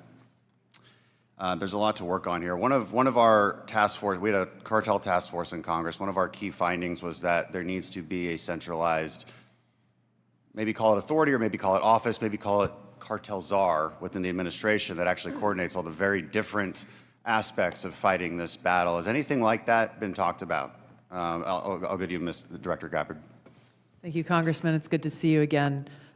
This is very much central to the conversations and planning and execution of the President's focus on targeting the cartels and the threats that they pose to the American people. Homeland security task forces are being set up that include across the government integration. I can speak from my standpoint from the intelligence community, and our National Counterterrorism Center is leaning heavily forward into gathering and consolidating and integrating the intelligence that comes from DEA and others who've been working this issue for a while to make it so that it can be shared and integrated through the federal, state, and local law enforcement equities who are going after this problem. Yeah, we'll talk a lot more about that exact thing in closed session, but at a higher level, our recommendation is there needs to be someone at a much higher level that coordinates state, DOD, CIA, FBI, Homeland. It's a massive problem, one I'm all too familiar with. Director Patel, the FBI is tasked with working foreign corruption charges. In the past administration, the FBI told me they actually don't focus on Mexico very much. Because, now in their defense, they say the reason is because they won't get anything out of it, because they don't have a cooperative government to work with. I think a lot has changed. Do I have your commitment that we will at least start following up on those, because the judiciary system in Mexico is a key component in our failures to address the cartels? You do, Congressman. Apologies for not getting back to you sooner. You're good. I appreciate it. I also want to ask you that the FBI has disrupted an alarming number of terrorist attacks in the last year, last 2 years. Great on the FBI for doing that. I don't think many Americans realize how good the FBI has been at this. But this also gets to the conversation earlier about FISA 702. One of the main arguments I wanted to argue with my colleagues on this was when you have a warrant process for the query, what you will fail to do is connect the dots between the domestic and the international threat, and those connections are there, as we see all the time. Would you agree with that? That we need to maintain that process in a responsible way, of course? I do, sir. I appreciate that. Director Gabbard, in my remaining time, I want to ask you, because of my, and this may go to our General Cruz as well, because of my work on energy and commerce, we have an issue there with broadband spectrum auctions, and of course this affects our intelligence community in a very large way, and our DoD. Getting right to the question here, how much, if any, spectrum can the DoD give up without having a significant effect on the administration's prioritization of lethality and deterrence? I'll defer to General Cruz, specific to DoD. I certainly wouldn't want to speak for all of DoD, and I think the committee is already in a fantastic conversation with the DoD on that issue. But broadly, what I would say is DoD has laid out the portions of the spectrum that it believes for both operational capabilities, and in closed session, I am more than happy to walk you through from the intelligence portion of the mission that we do. There are two different portions of the spectrum. We often talk about one, but not the other, and in closed session, I'd be more than happy to tell you why the other portion of the spectrum is important to national security. Sure, and the details are obviously classified, but we can talk about X and S spectrums and get a better idea for the public about, because the public would benefit from telecom having the ability to use some of these. When we look at 5G networks, 6G networks, so it's a conversation that we need to have and a much longer time to do so, which I've run out of. So I yield back. Thank you. Gentleman yields. Dr. Barra. Thank you, Mr. Chairman. You know, I associate myself with the comments of my colleague, Congressman Crow. I'm deeply disappointed in how we're handling this breach of protocol and so forth. You know, every year at the beginning of Congress, we take an oath to office. You know, this is an awesome responsibility to be a member of Congress, to protect our country. We have no greater responsibility than to protect our homeland. And, you know, when I walk into this committee and the honor of being on this committee, I don't see Democrats and Republicans. I see folks that every day want to do the same thing. But as Congressman Crow suggested, the mark of leadership, and we all are leaders in this room, is to accept responsibility when mistakes happen. And that signal chat was a mistake. I'm not here to impugn your character. You were all nominated by the president. You were all confirmed by the president. But we have an awesome responsibility, an incredible responsibility to the American people. And then given that we are the United States of America, we have a responsibility to the world. And this really was a breach of protocol. I'll take you at your word that we are going to do a full investigation of it. Our responsibility as oversight is to understand this breach, understand who leaked information, how that happened, and then hold those responsible. You know, I 100% agree with the chairman in his opening statement. He said, where trust is breached, those responsible need to be held accountable. So do I have, you know, Director Gabbard, we served together, we came into Congress together. Do I have your word, when this investigation is fully completed, we will get the full breadth of the investigation? Thank you, Congressman. That would be my intent. I will caveat that by saying that this is being conducted by the National Security Council. I've not gotten any indication that they would try to withhold that, but I can't speak for them. I also, you know, I see way too much politics when it comes to our national security and our national defense. We've got to keep politics out of this. We're not Democrats or Republicans. We're Americans. We're tasked with the responsibility of keeping our country safe. Director Gabbard, you have an awesome responsibility here to advise the president, to collate all the information, everything that the IC is providing, and provide that best advice and guidance to the President of the United States. We have to keep politics out of this.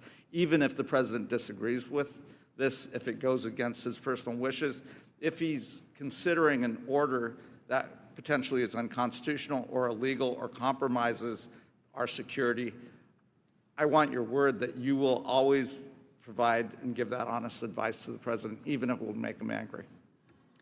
Thank you, Congressman. I appreciate the question because, as you said, I do take this responsibility very seriously. And it was my commitment to the President, to the Senate, the American people, that as the Director of National Intelligence, I will ensure to provide the President and all of you as policymakers with that unbiased, relevant, and timely intelligence.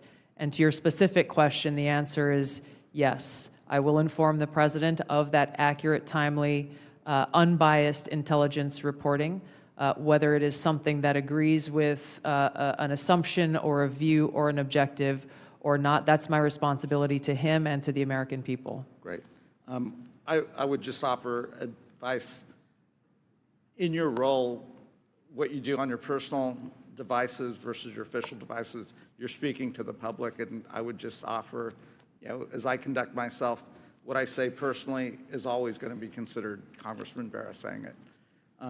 General Hawk, I've appreciated working with you and have a deep concern about our cyber vulnerabilities. And we will go into some of this in the closed session. But Salt Typhoon is something we take very seriously, as well as Volt Typhoon and the compromises. Can you just briefly give us an update of where we are with those two? So, Congressman, we share your concern in terms of the overall ensuring that we can protect the critical infrastructure of the United States. The area that we have been deeply focused on is our ability to partner with industry. 99% of our critical infrastructure is controlled by our industry. So our ability to bring government information to be able to understand what threats look like and the origin of those threats, help inform how industry can defend that and also create the necessary equipment to ensure that we're secure.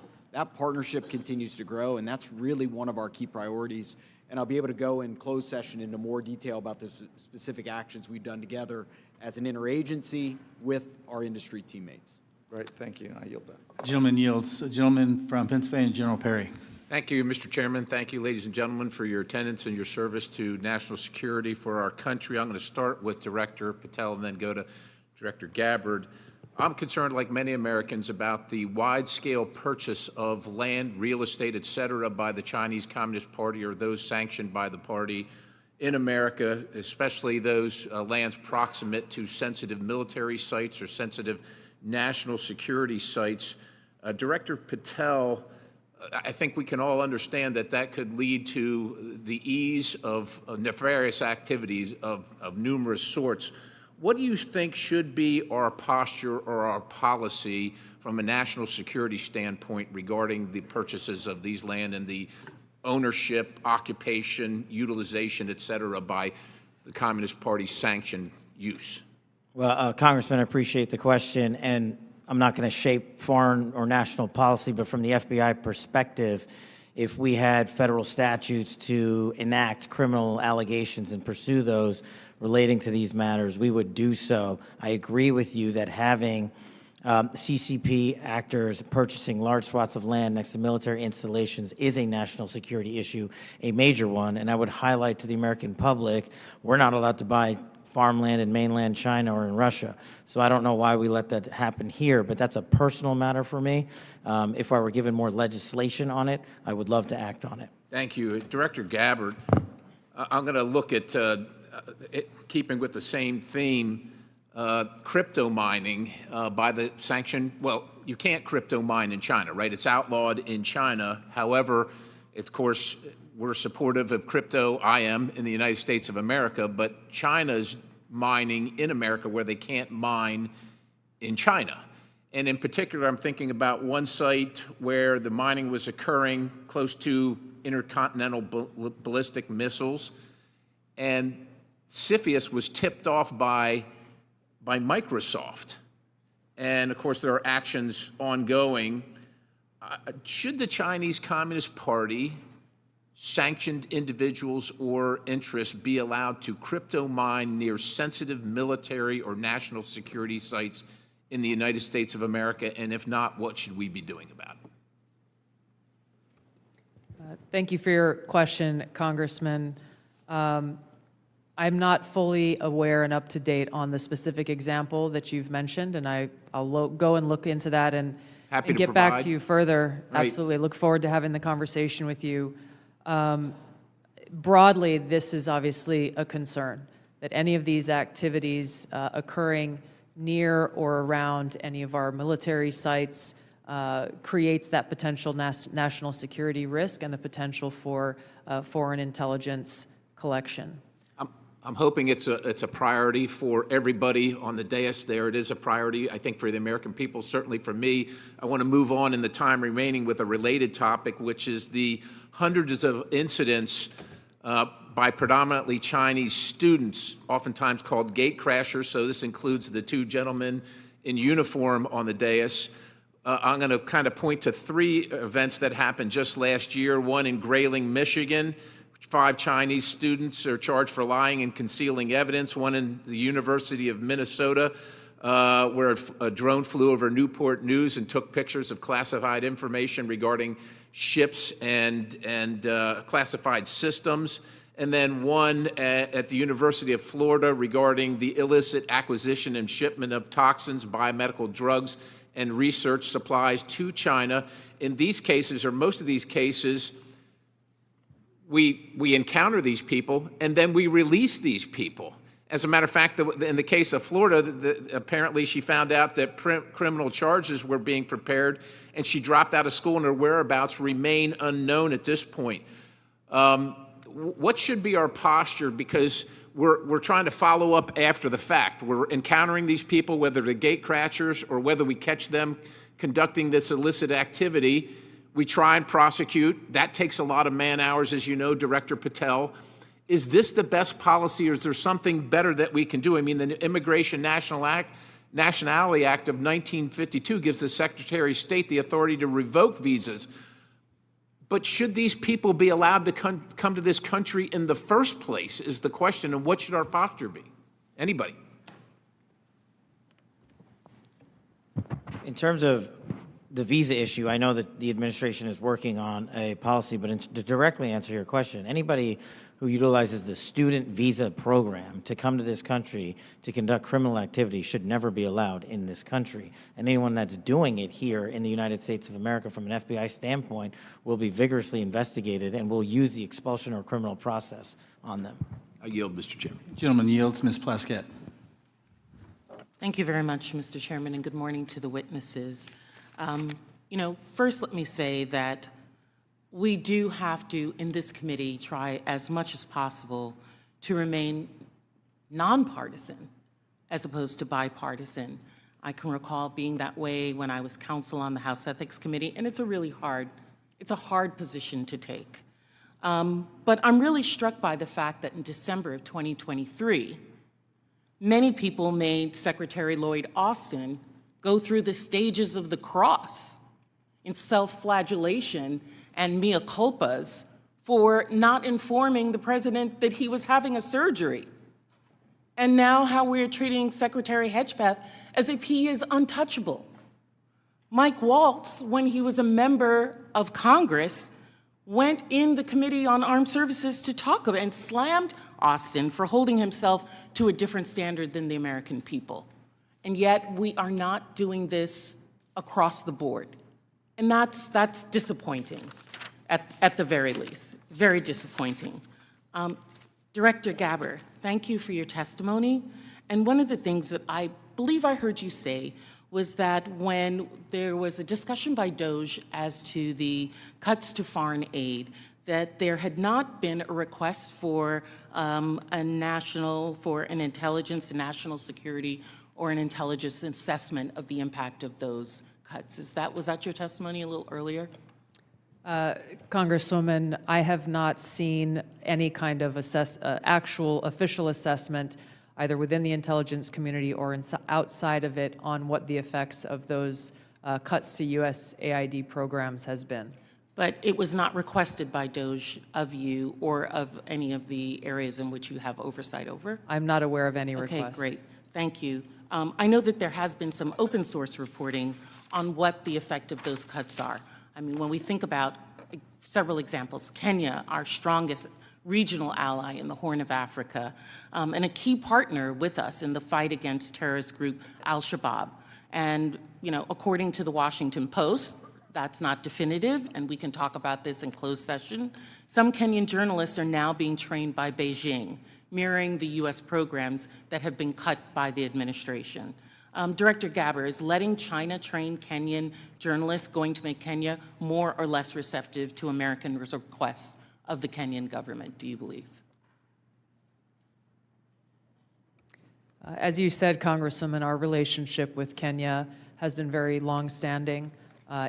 So do cuts of ours to train journalists in Kenya make them more or less, and Beijing having that make them more or less receptive? Clearly, there is strategic competition taking place. I'll withhold my personal view to look at an official assessment. Well, I was asking for your director view, not your personal view.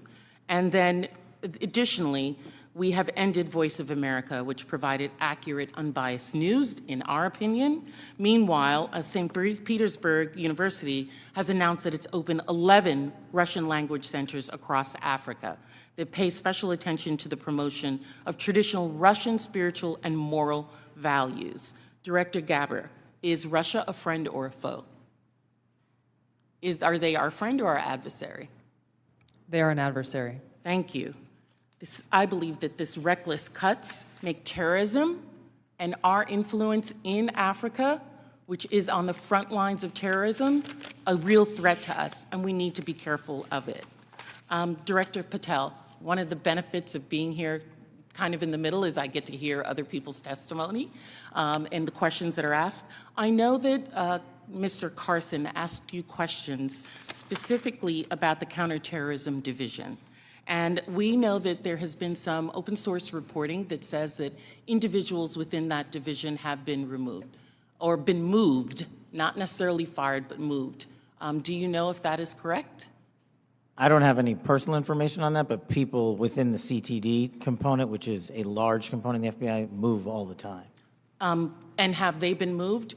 Are you able to get that information to us, whether they have or have not been moved? I'll go back to my team and see who has been moved. If you have a particular interest, we'll share it with you. Of course, we have an interest in counterterrorism division and movement of individuals within that.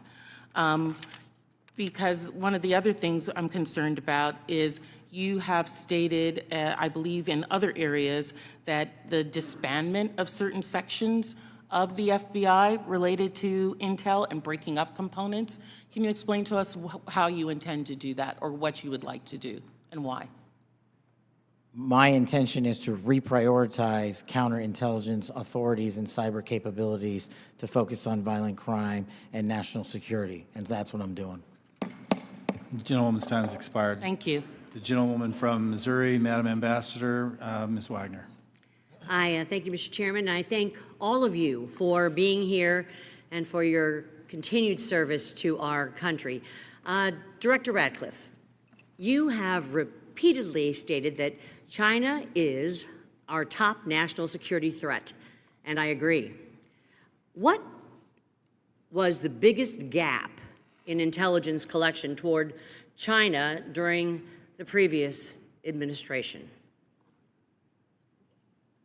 Good to see you, Congresswoman.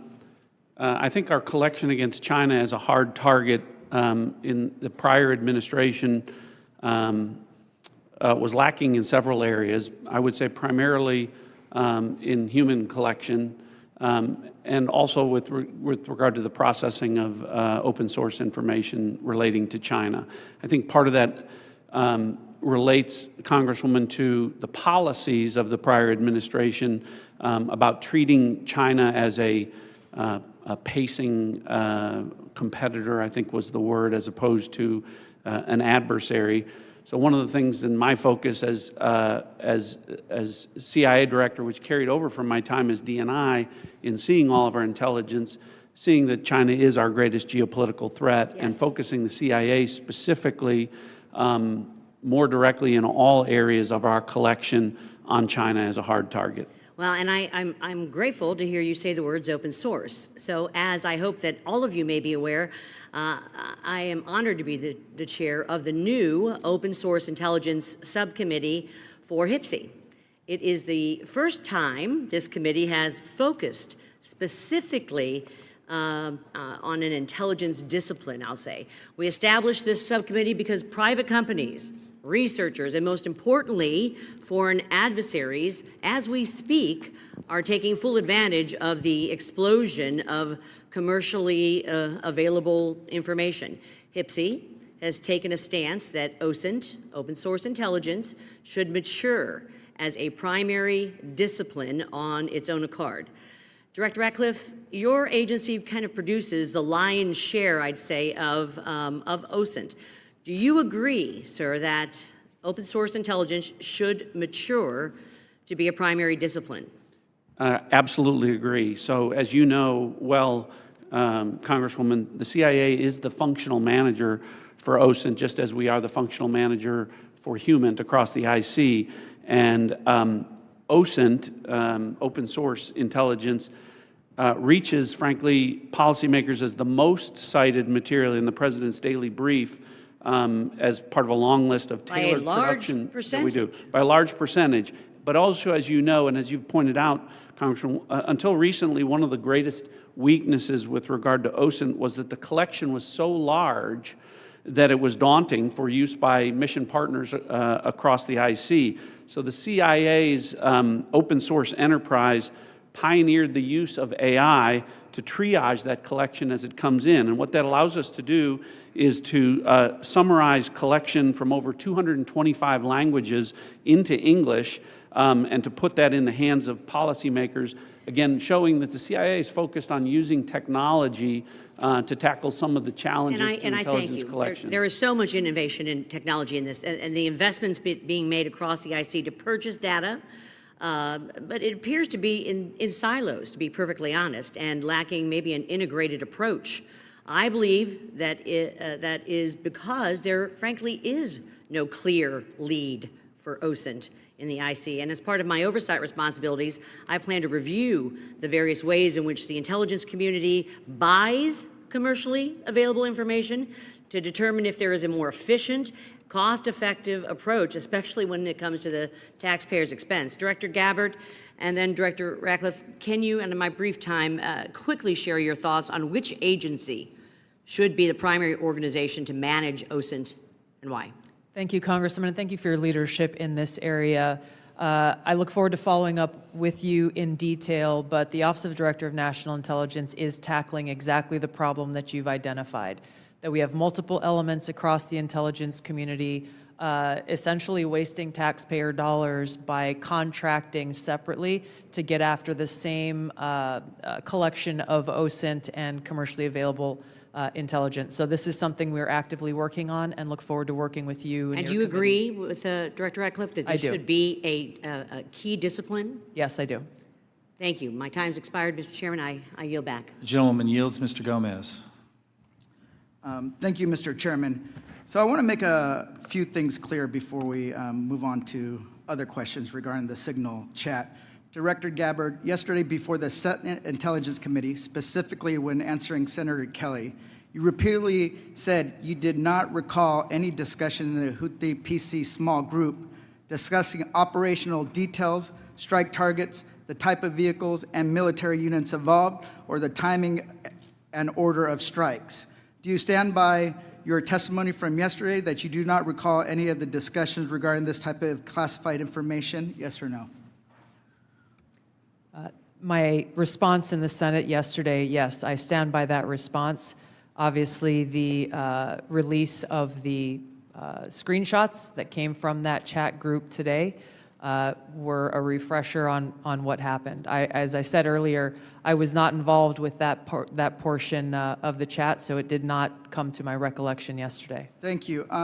So I take that as you stand by your do not recall yesterday stance when you're asked those questions. You've been in office 43 days. Director Ratcliffe has been in office 62 days. This was considered the first major military operation using lethal force of the Trump administration. Was this the first, this was probably the first time that you've been involved with a discussion like this on a thread. It was not discussing, you were not on a group chat discussing where we're going to go for lunch. You're discussing putting men and women of the armed services in harm's way. That's a major decision. So, and when did that happen? 10 days ago? Okay, I'll answer that. It happened 10 days ago. And here's the point. Like something of this magnitude. It's something that you would not forget. It's something that most people, if you're taking this job so seriously, that you would not forget. I mean, since I've been on this committee, there's been days that I have woken up in the middle of the night from the things I learned in SCIF. So deciding to use military force is something hard to imagine. So the do not recall doesn't pass the smell test. It makes it's unbelievable that was the case. So that's what the American people don't understand. And I know a lot of folks in this administration were saying that they're going to take on the establishment and drain the swamp, but you have become that swamp in a matter of days, not weeks or months, days. So one of the things we're going to look into is what actually occurred, because the American people deserve a full accounting. Additionally, the main person who was involved in this thread that a lot of people want to talk to is Secretary of Defense Hegseth. And a lot of questions were brought up regarding his drinking habits in his confirmation hearing. To your knowledge, do you know whether Pete Hegseth had been drinking before he leaked classified information? I don't have any knowledge of Secretary Hegseth's personal habits. Director Radcliffe, same question. Yes or no? You know, no, I'm going to answer that. I think that's an offensive line of questioning. The answer is no. I find it interesting that you want to. I'm going to answer. You asked me a question. Do you want an answer? No, listen. You don't want to focus on the good work that the CIA is doing, that the intelligence community. Director, I reclaim my time. Director, I reclaim my time. Here, I have huge respect for the CIA, huge respect for our men and women in uniform. But this was a question that's on the top of minds of every American, right?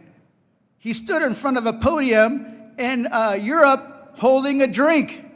So of course, we want to know if his performance is compromised. If people were asking if the General Austin was compromised because of a heart issue, was his performance compromised because of a successful strike? I yield back, Mr. I bring my. You want to know? You want to talk about accepting responsibility? Do you think you should accept responsibility for a successful strike to make Americans safer? You want to focus on. I reclaim my time. So here's the thing. This is serious. As somebody, we've been briefed in this committee about using Signal. One of the things they basically said, the most secure phone call, the least secure text messaging. And we know that your people are Russians, Chinese are on your phone. Gentleman's time's expired. Gentleman from Virginia, Mr. Klein. Thank you, Mr. Chairman. I'm going to give the director the ability to respond without being interrupted by his questioner. I appreciate that, Congressman. I guess, you know, just a general reflection here, again, that for the last 2 days, members of the intelligence community have been asking questions about a Signal messaging group and not asking questions from Democrats either in the Senate or the House on China, Russia, Iran, and the real threats that are going on to the United States. And you can say that you care about the good work that agencies are doing like the CIA and that you care about 140 stars on the wall. But no one's asked me about my second day on the job here, where I lit the fuse that led to a foreign government participating with us to capture one of the senior planners of the Abbey Gate bombing that killed 13 Americans. And in the process, we worked with a government that previously hadn't, that hadn't cooperated with us on counterterrorism matters. Or the fact no one has focused on that within an hour of that taking place, I was on the phone with Director Patel and a few hours later with Attorney General Bondi, working together, the IC and the FBI working together to bring this person home in less than a week. Unprecedented success for the intelligence community and the law enforcement community.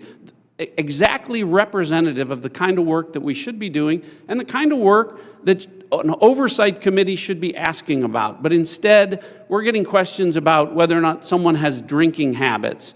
And, you know, I just wish in an annual threats hearing where the American people want to hear about threats, that's what we would be talking about. Thanks for the opportunity to clarify. Absolutely, Director. I want to thank you and all the people who work with you and all the witnesses and the men and women, the brave men and women who are putting their lives on the line each and every day for this country. And to the military as well, we are grateful and we recognize the sacrifice and dedication. Director Ratcliffe, you talked about China being our top national security threat, and I want to go to what really is the most active and persistent threat. It's related to cyber. It's related to the People's Republic of China cyber activities, Volt Typhoon, Flax Typhoon, Salt Typhoon, targeting U.S. critical infrastructure, targeting critical infrastructure overseas, compromising U.S. telecommunication companies, and I want to ask Director Gabbard,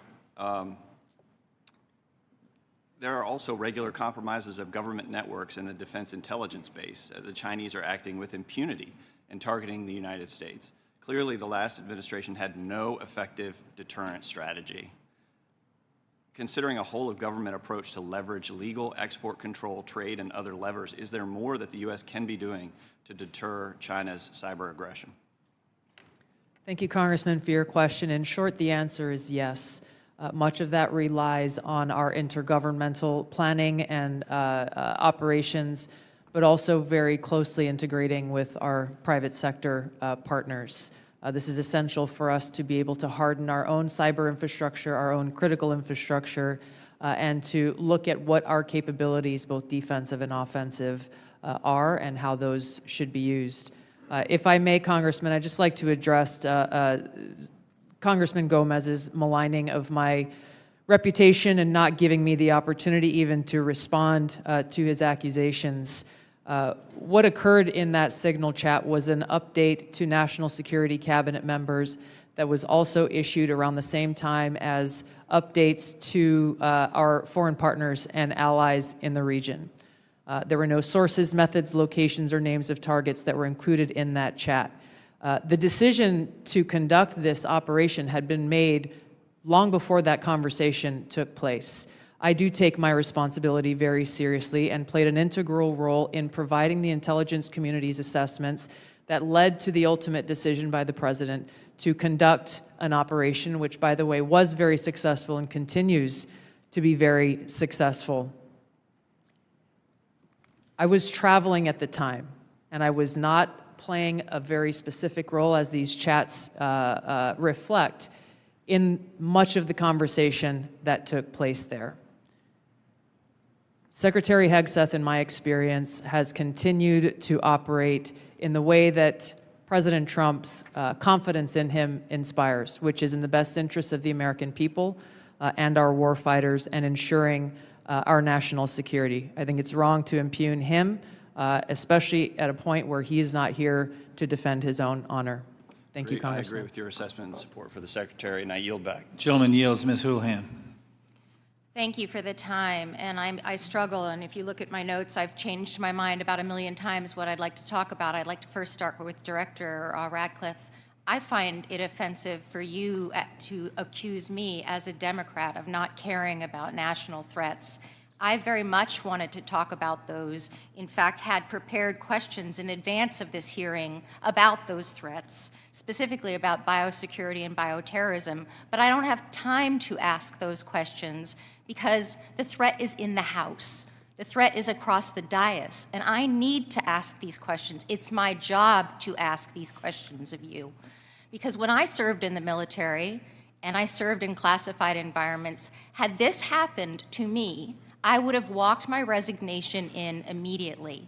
This is not okay. Communicating these sorts of things in Signal is not okay. Targets, times, those kinds of things are absolutely classified, and we all know it. I know it, These people know it, you all know it. And the fact that we're having to have these conversations now means that I can't ask the questions that I need to ask about things like bioterrorism and biosecurity. And so I'd like to put you in check as well, sir, because you can't assume who I am any more than I can assume who you are, sir. I would like to move my questions, however, over to Director Gabbard, because you are the DNI. You do have an obligation and a responsibility. I'm going to speak to you specifically about the fact that you have spent much of your 40 days talking about the importance of making sure that we don't reveal classified information, making sure that we don't leak information. You're a former battalion commander in the Army. I don't think that you would have necessarily appreciated the kind of leaking of information that I believe absolutely did happen in this signal channel and is worthy of a further investigation. In fact, this committee established something called 50 U.S.C. 3235A, and this committee, on a bipartisan, apartisan basis, requires you, the DNI, to swiftly notify Congress and the Intelligence Committee if you're aware of any sort of significant unauthorized disclosure or compromise of classified information, which I would argue this has all of the markings of being that. And so if you, as the DNI, see such a thing anywhere within your organization's purview, you have the obligation to begin an investigation to report back to us on that. Would this seem to qualify to you as something worthy of that investigation? Thank you for your question, Congresswoman. In this situation, Secretary Hegseth has the Yes or classification no? and You are the declassification DNI. authority over DOD information. This chat did not have the auspice of being a DOD chat. There's no such thing as labeling it as DOD. This was a chat amongst a great variety of people, and you, according to our law that we passed here bipartisanly, have an obligation when you think there has been a tangible, significant leak of information to instigate an investigation. Do you not think it's important to do such a thing? Well, the National Security Council is investigating no? this inadvertent leak. And again, I point to Secretary Hegseth as having the classification. I and would argue that declassification Secretary authority. Hegseth, if he had the dignity that he needs to have, should be walking his resignation in, because I believe that his probably is heading toward being relieved of his duty based on what I think are significant and illegal leaks, most likely. I would like it if you would please commit to this organization that you will follow the law, and I would like it if you would also investigate what is likely to be more than just this chat. Because if there's one, there's more than one. If there's smoke, there's fire. Would you please obligate yourself and your organization to that investigation? Yeah, Congresswoman, yes, I will follow the law. Thank you. I appreciate that. And Director Patel, I learned just recently that you only heard about this yesterday, which blows my mind since I heard about it 2 days ago, and I'm just a low on the dais, junior chipmunk here. Did you really only hear about this yesterday? The exact timeline I'm not aware of, but yeah, I think it was yesterday or the night before. And now that another day has passed, do you believe... Well, actually, it was the night before the hearing. Now that another day has passed, do you believe that it's now time potentially for the FBI to open an investigation into this? I'm not going to comment on that.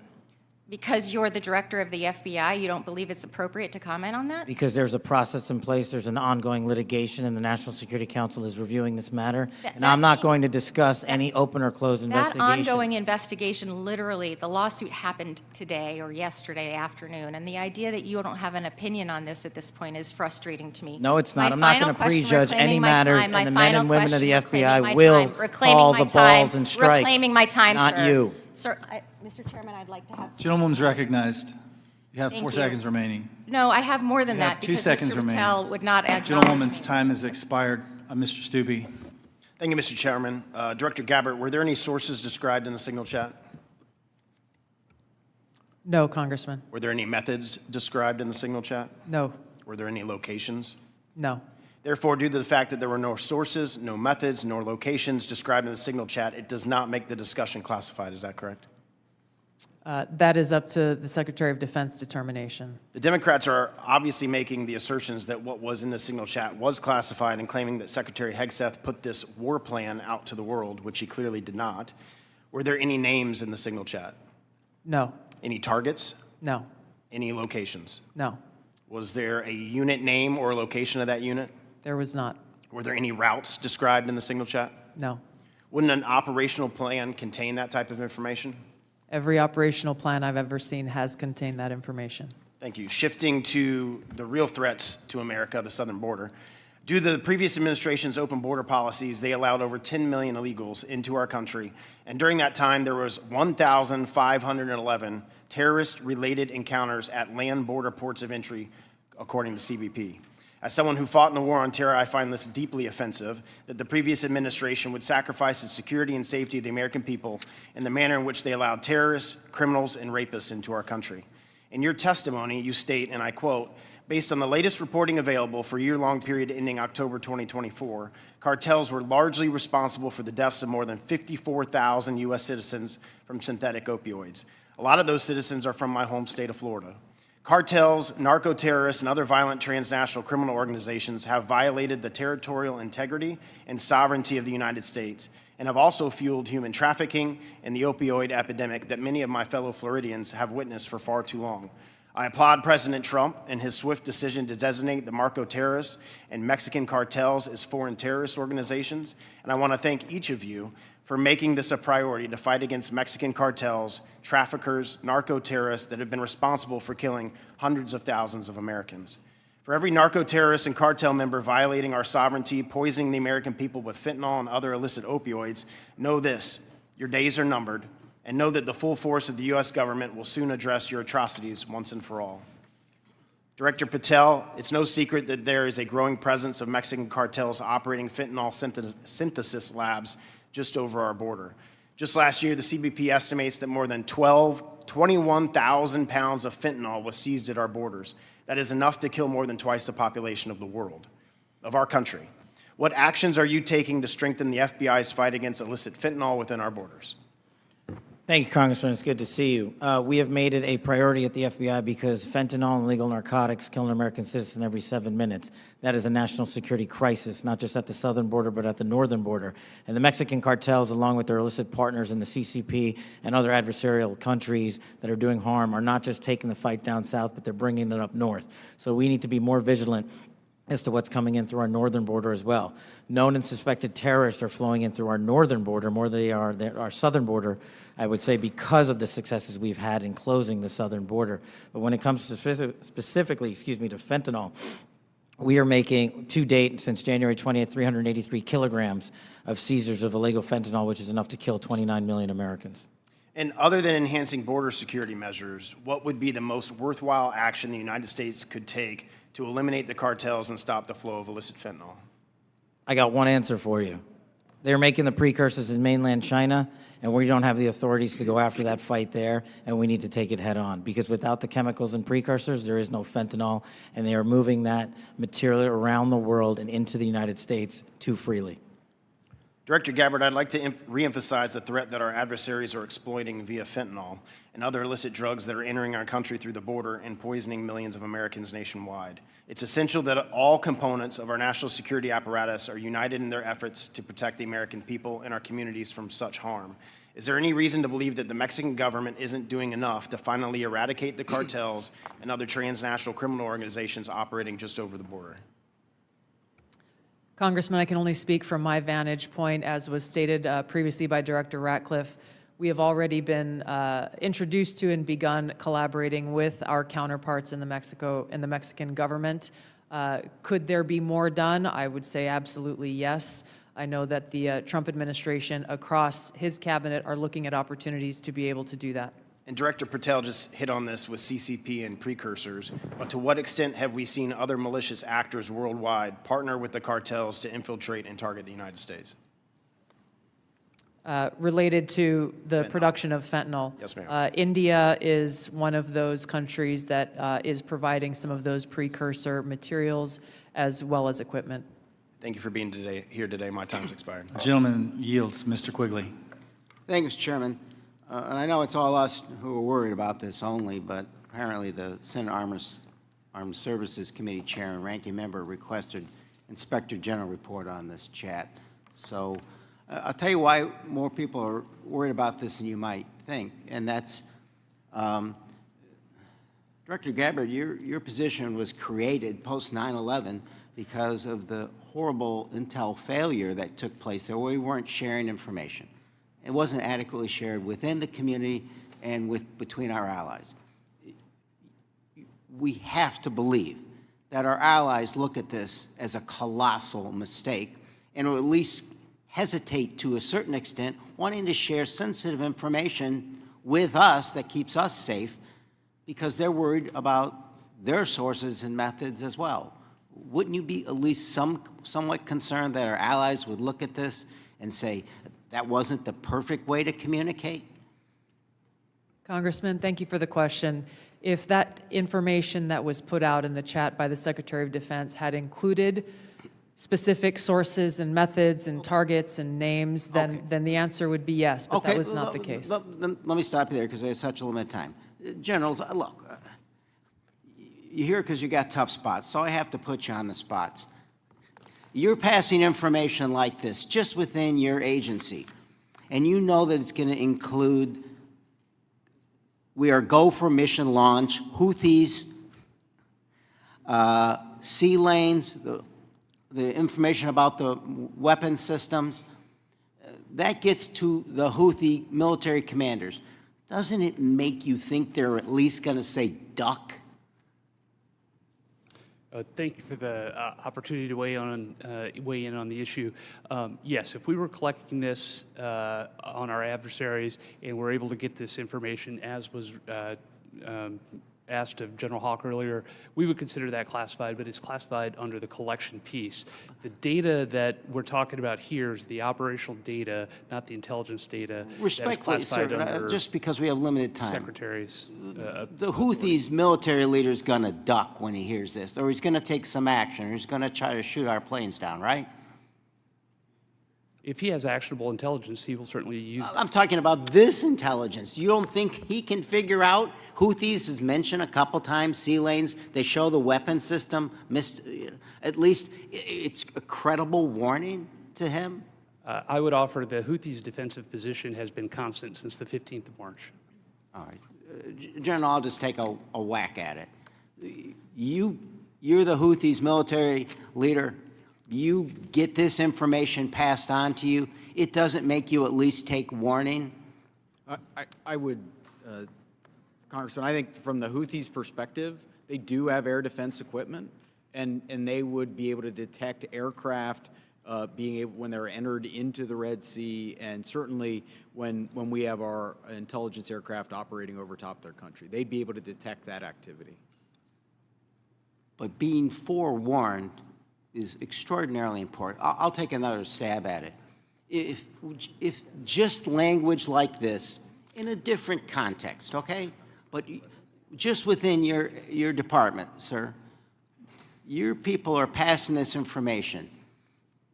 Do you advise them maybe they don't use Signal on this? Are there other forms? Obviously, they're going to be more secure. What I would offer is the data that we would be passing would be the full target packages and the full set of operational information. Okay, but even if it was just this, do you really want to give the possibilities that they could be breached, hacked, and they would get this information? Wouldn't you, even with just this, sir, respectfully, wouldn't you want to use a more secure means of communicating? I think what I would offer are two things, and hopefully they're helpful to you. One of them would be, in addition to that full package that we would talk about, when the Secretary extracted individual details from that and provided those on Signal, whether individually or in aggregate, that is his decision of what is classified and what is not from an operational aspect. And that's probably the most important relevant piece to there, and I would echo what we've said before. It's the Secretary's authority for the just give me, there's more secure ways of communicating any of this, right? There are, and our adversaries have General, there are, right? To intercept. There's much more secure means that you use, even if you don't think that this is, or you don't want to stick your head out on it. What I would say is the full packages were transmitted within classified, within traditional classified. But this could have been transmitted in a classified way as well. Thank you. Gentleman's time's expired. The gentleman from Arkansas, the distinguished chair of the Financial Services Committee, Mr. Hill, is recognized. Thank you, Mr. Chairman. And let me say, Director Gabbard and Director Radcliffe, it's so great to have you back in the Longworth House Office building. The food's the same, but you're welcome anytime. Director Radcliffe, you know, we've served for 10 years together. I'm certainly aware of your extraordinary service at the DNI and here in Congress. And I just have a couple of follow-up questions on this topic of the signal chat. Were there any war plans distributed in that signal chat? No, Congressman. And were sources and methods that would compromise our intelligence system or your agents in the field around the world, were they discussed on the signal chat? No. I appreciate that. I just think that's an important thing to have on the record. Director Patel, I co-chair the Americans Wrongfully Detained American Hostage Task Force here in the House, and I just in fact left Tigran Gambaryan, a former FBI official who I helped get out of prison in Nigeria last year. I just left him a few minutes ago. You've you know this issue very, very well, and President Trump's made such a commitment to bring Americans home. There's some 30 Americans still wrongfully detained or held hostage abroad. Is the FBI committing to work through its officials in our embassies around the world to bring those Americans home? Thank you, Congressman. And as you know from my prior service in the prior administration, President Trump brought home over 50 hostages and detainees worldwide, and that effort is being redoubled now until every single American is home. And the FBI, from my perspective, has been given a directive that any wrongfully detained or captured person overseas is a priority to bring back. We're so grateful to the President for making this a priority. We don't want our citizens that hold a blue passport to suddenly be a target in all their interactions around the world. That's wrong, and I'm glad President Trump's made it a priority. I look forward to working with you on that. Since November of 2023, I've been pursuing aggressively in this committee the U.S. government's policies and procedures for handling border encounters, specifically known or suspected terrorists. To quote former FBI directors, testimony before the Senate, there are blinking lights everywhere of concern. But despite my numerous attempts, including multiple briefing requests, letters, legislative provisions, a GAO report requested, the prior administration refused to provide requested information and data on what the public now knows was a very dangerous situation along the U.S. borders that President Trump now has as a priority of fixing. In January 2024, there were 176,000 encounters along the southern border, with 51,000 occurring at ports of entry and 124,000 between ports of entry. Comparing that to the work just in the first few weeks of the Trump administration, total encounters are down to 61,000 along the border, with 32 at ports of entry and 29,000 between ports of entry. For the record, that's a 60% reduction. Director Patel, since President Trump took office in January, as we've seen these plummeting border encounter numbers, has the country seen a drop in known or suspected terrorist encounters at the border?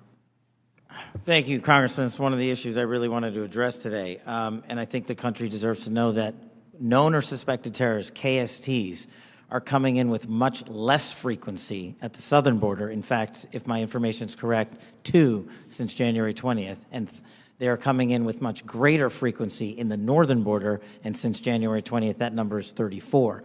And those metrics carry out over the last year in terms of ratio. So what it tells me is that known or suspected terrorists, the individuals that want to do the most harm to this country, are utilizing the northern border, and we got to refocus assets up there. Yeah, which I think is good. And I'm glad the prior administration did declassify the ISIS arrests in Philadelphia and did declassify the a citizen that was coming across the northern border to do harm on Election Day. That's good, but we have much more to do. And Director Gabbard, I need your help working with your colleagues here. It's this idea of requesting coordination between Director Patel, Secretary Noem, and the committee with fused data on known or suspected terrorists. Whether it's TSA data, BPP data, FBI internal data, we want to have that coming to us. Where are these people? What's been done with them? What is the government's position on them? Will you commit to work with us as OD and I to get this information from across the government IC? Absolutely, Congressman. And as you know, our National Counterterrorism Center was really created to fulfill exactly that task, so that we're not dealing with multiple vetting systems that are coming up with different results, that we have this central vetting database to be able to identify those known or suspected terrorists who may be trying to come into our country, or who may be one of the tens of millions who illegally crossed into our border, may have come into our country during the last 4 years. We look forward to working with you. Thank you for your answers, and I yield back. Gentleman yields. Ms. Tinney. Thank you, Mr. Chairman, and thank you so much to all of you. There's so many great questions that I have to ask, but I want to start with Director Patel, and I just want to first, before I get into a couple issues, thank you so much for your outstanding service and your recognition and focus on the northern border. My entire district is the northern border of New York with Canada. I just want to first jump into this issue for, Hamas attacked October 7th. The world watched in horror. Designated a foreign terrorist organization in 1997, killed over 1,200 civilians, and including American citizens, and many remain hostages. Only slightly less disturbing, we had a myriad of seemingly coordinated pro-Hamas demonstrations that have taken place all over the United States, in my state of New York, on college campuses, in Washington, D.C., universities. Director Patel, does the FBI have any open investigations into the organization, the leadership, and the funding of these pro-Hamas demonstrations with students such as, and groups such as Students for Justice in Palestine? Thank you, ma'am. And I'm limited by what the Attorney General has already publicized, but as you know, there are open investigations based on what's been made public. Okay. Has the FBI uncovered any evidence of foreign support for these Hamas demonstrations, including, other than Iran, any of these groups I might mention, like Students for Justice in Palestine, anything that's open source that we can talk about? That's still ongoing. Thank you. Director Gabbard, thank you so much for your service. It was great to serve with you in Congress as well, and work so much on wonderful veterans issues. My son's also a Marine major, and so we appreciate the service of everybody here. Let's keep in mind, obviously we're in open session. Do you have anything or ongoing intelligence to suggest there's foreign support from governments, non-government groups, and individuals that have helped these pro-Hamas demonstrations all across America, including on university campuses? Congresswoman, there are some assessments that reflect that, and we can talk about that in the closed session. Great, thank you so much. And now I want to get back to Kash, Director. Great work on the northern border. I'm one of the co-founders of the Northern Border Security Caucus, and your information has been tremendous. Once I got the district that I represent now, this sprawling, long district, the entire northern border is Canada. And as you say, 358 suspects on the terror watch list. Almost 90% of the suspects on the terror watch list are coming across our northern border. I'd love to talk to you. What is the FBI doing specifically dealing with this northern border? And what access point are you, who are you working with? Is there a way that we have got a way to handle this with the foreign terror threats? And I say this in light of my district specifically, where New York State, led by Democrats, by the way, is notorious for their unwillingness to work with law enforcement. Under Governor Cuomo, we cut off the ability. I know Congressman Quigley talked about working together after 9/11. The state hit hardest by 9/11. And Governor Cuomo put in a law that prohibited law enforcement from working together in 2019.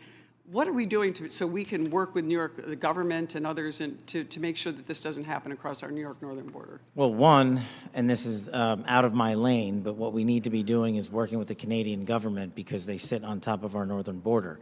We do have the problem of tyranny of distance and sheer geography as compared to the southern border, but when we were told that the Mexican government would not work with us, we overcame that hurdle, and we've seen the immediate results, as I highlighted to your colleague, about northern border contacts with KSTs versus the southern border.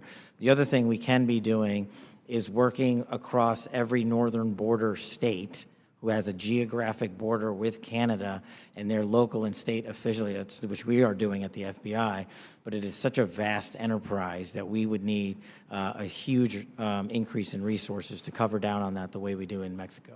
In addition, thank you for that. In addition with working with the Canadians, are you also working with the New York State government? Because we do have a number of interesting assets, a sprawling Akwesasne Mohawk Reservation that kind of goes across the northern border with New York and Canada. Are those types of things ways that you can work with the New York government?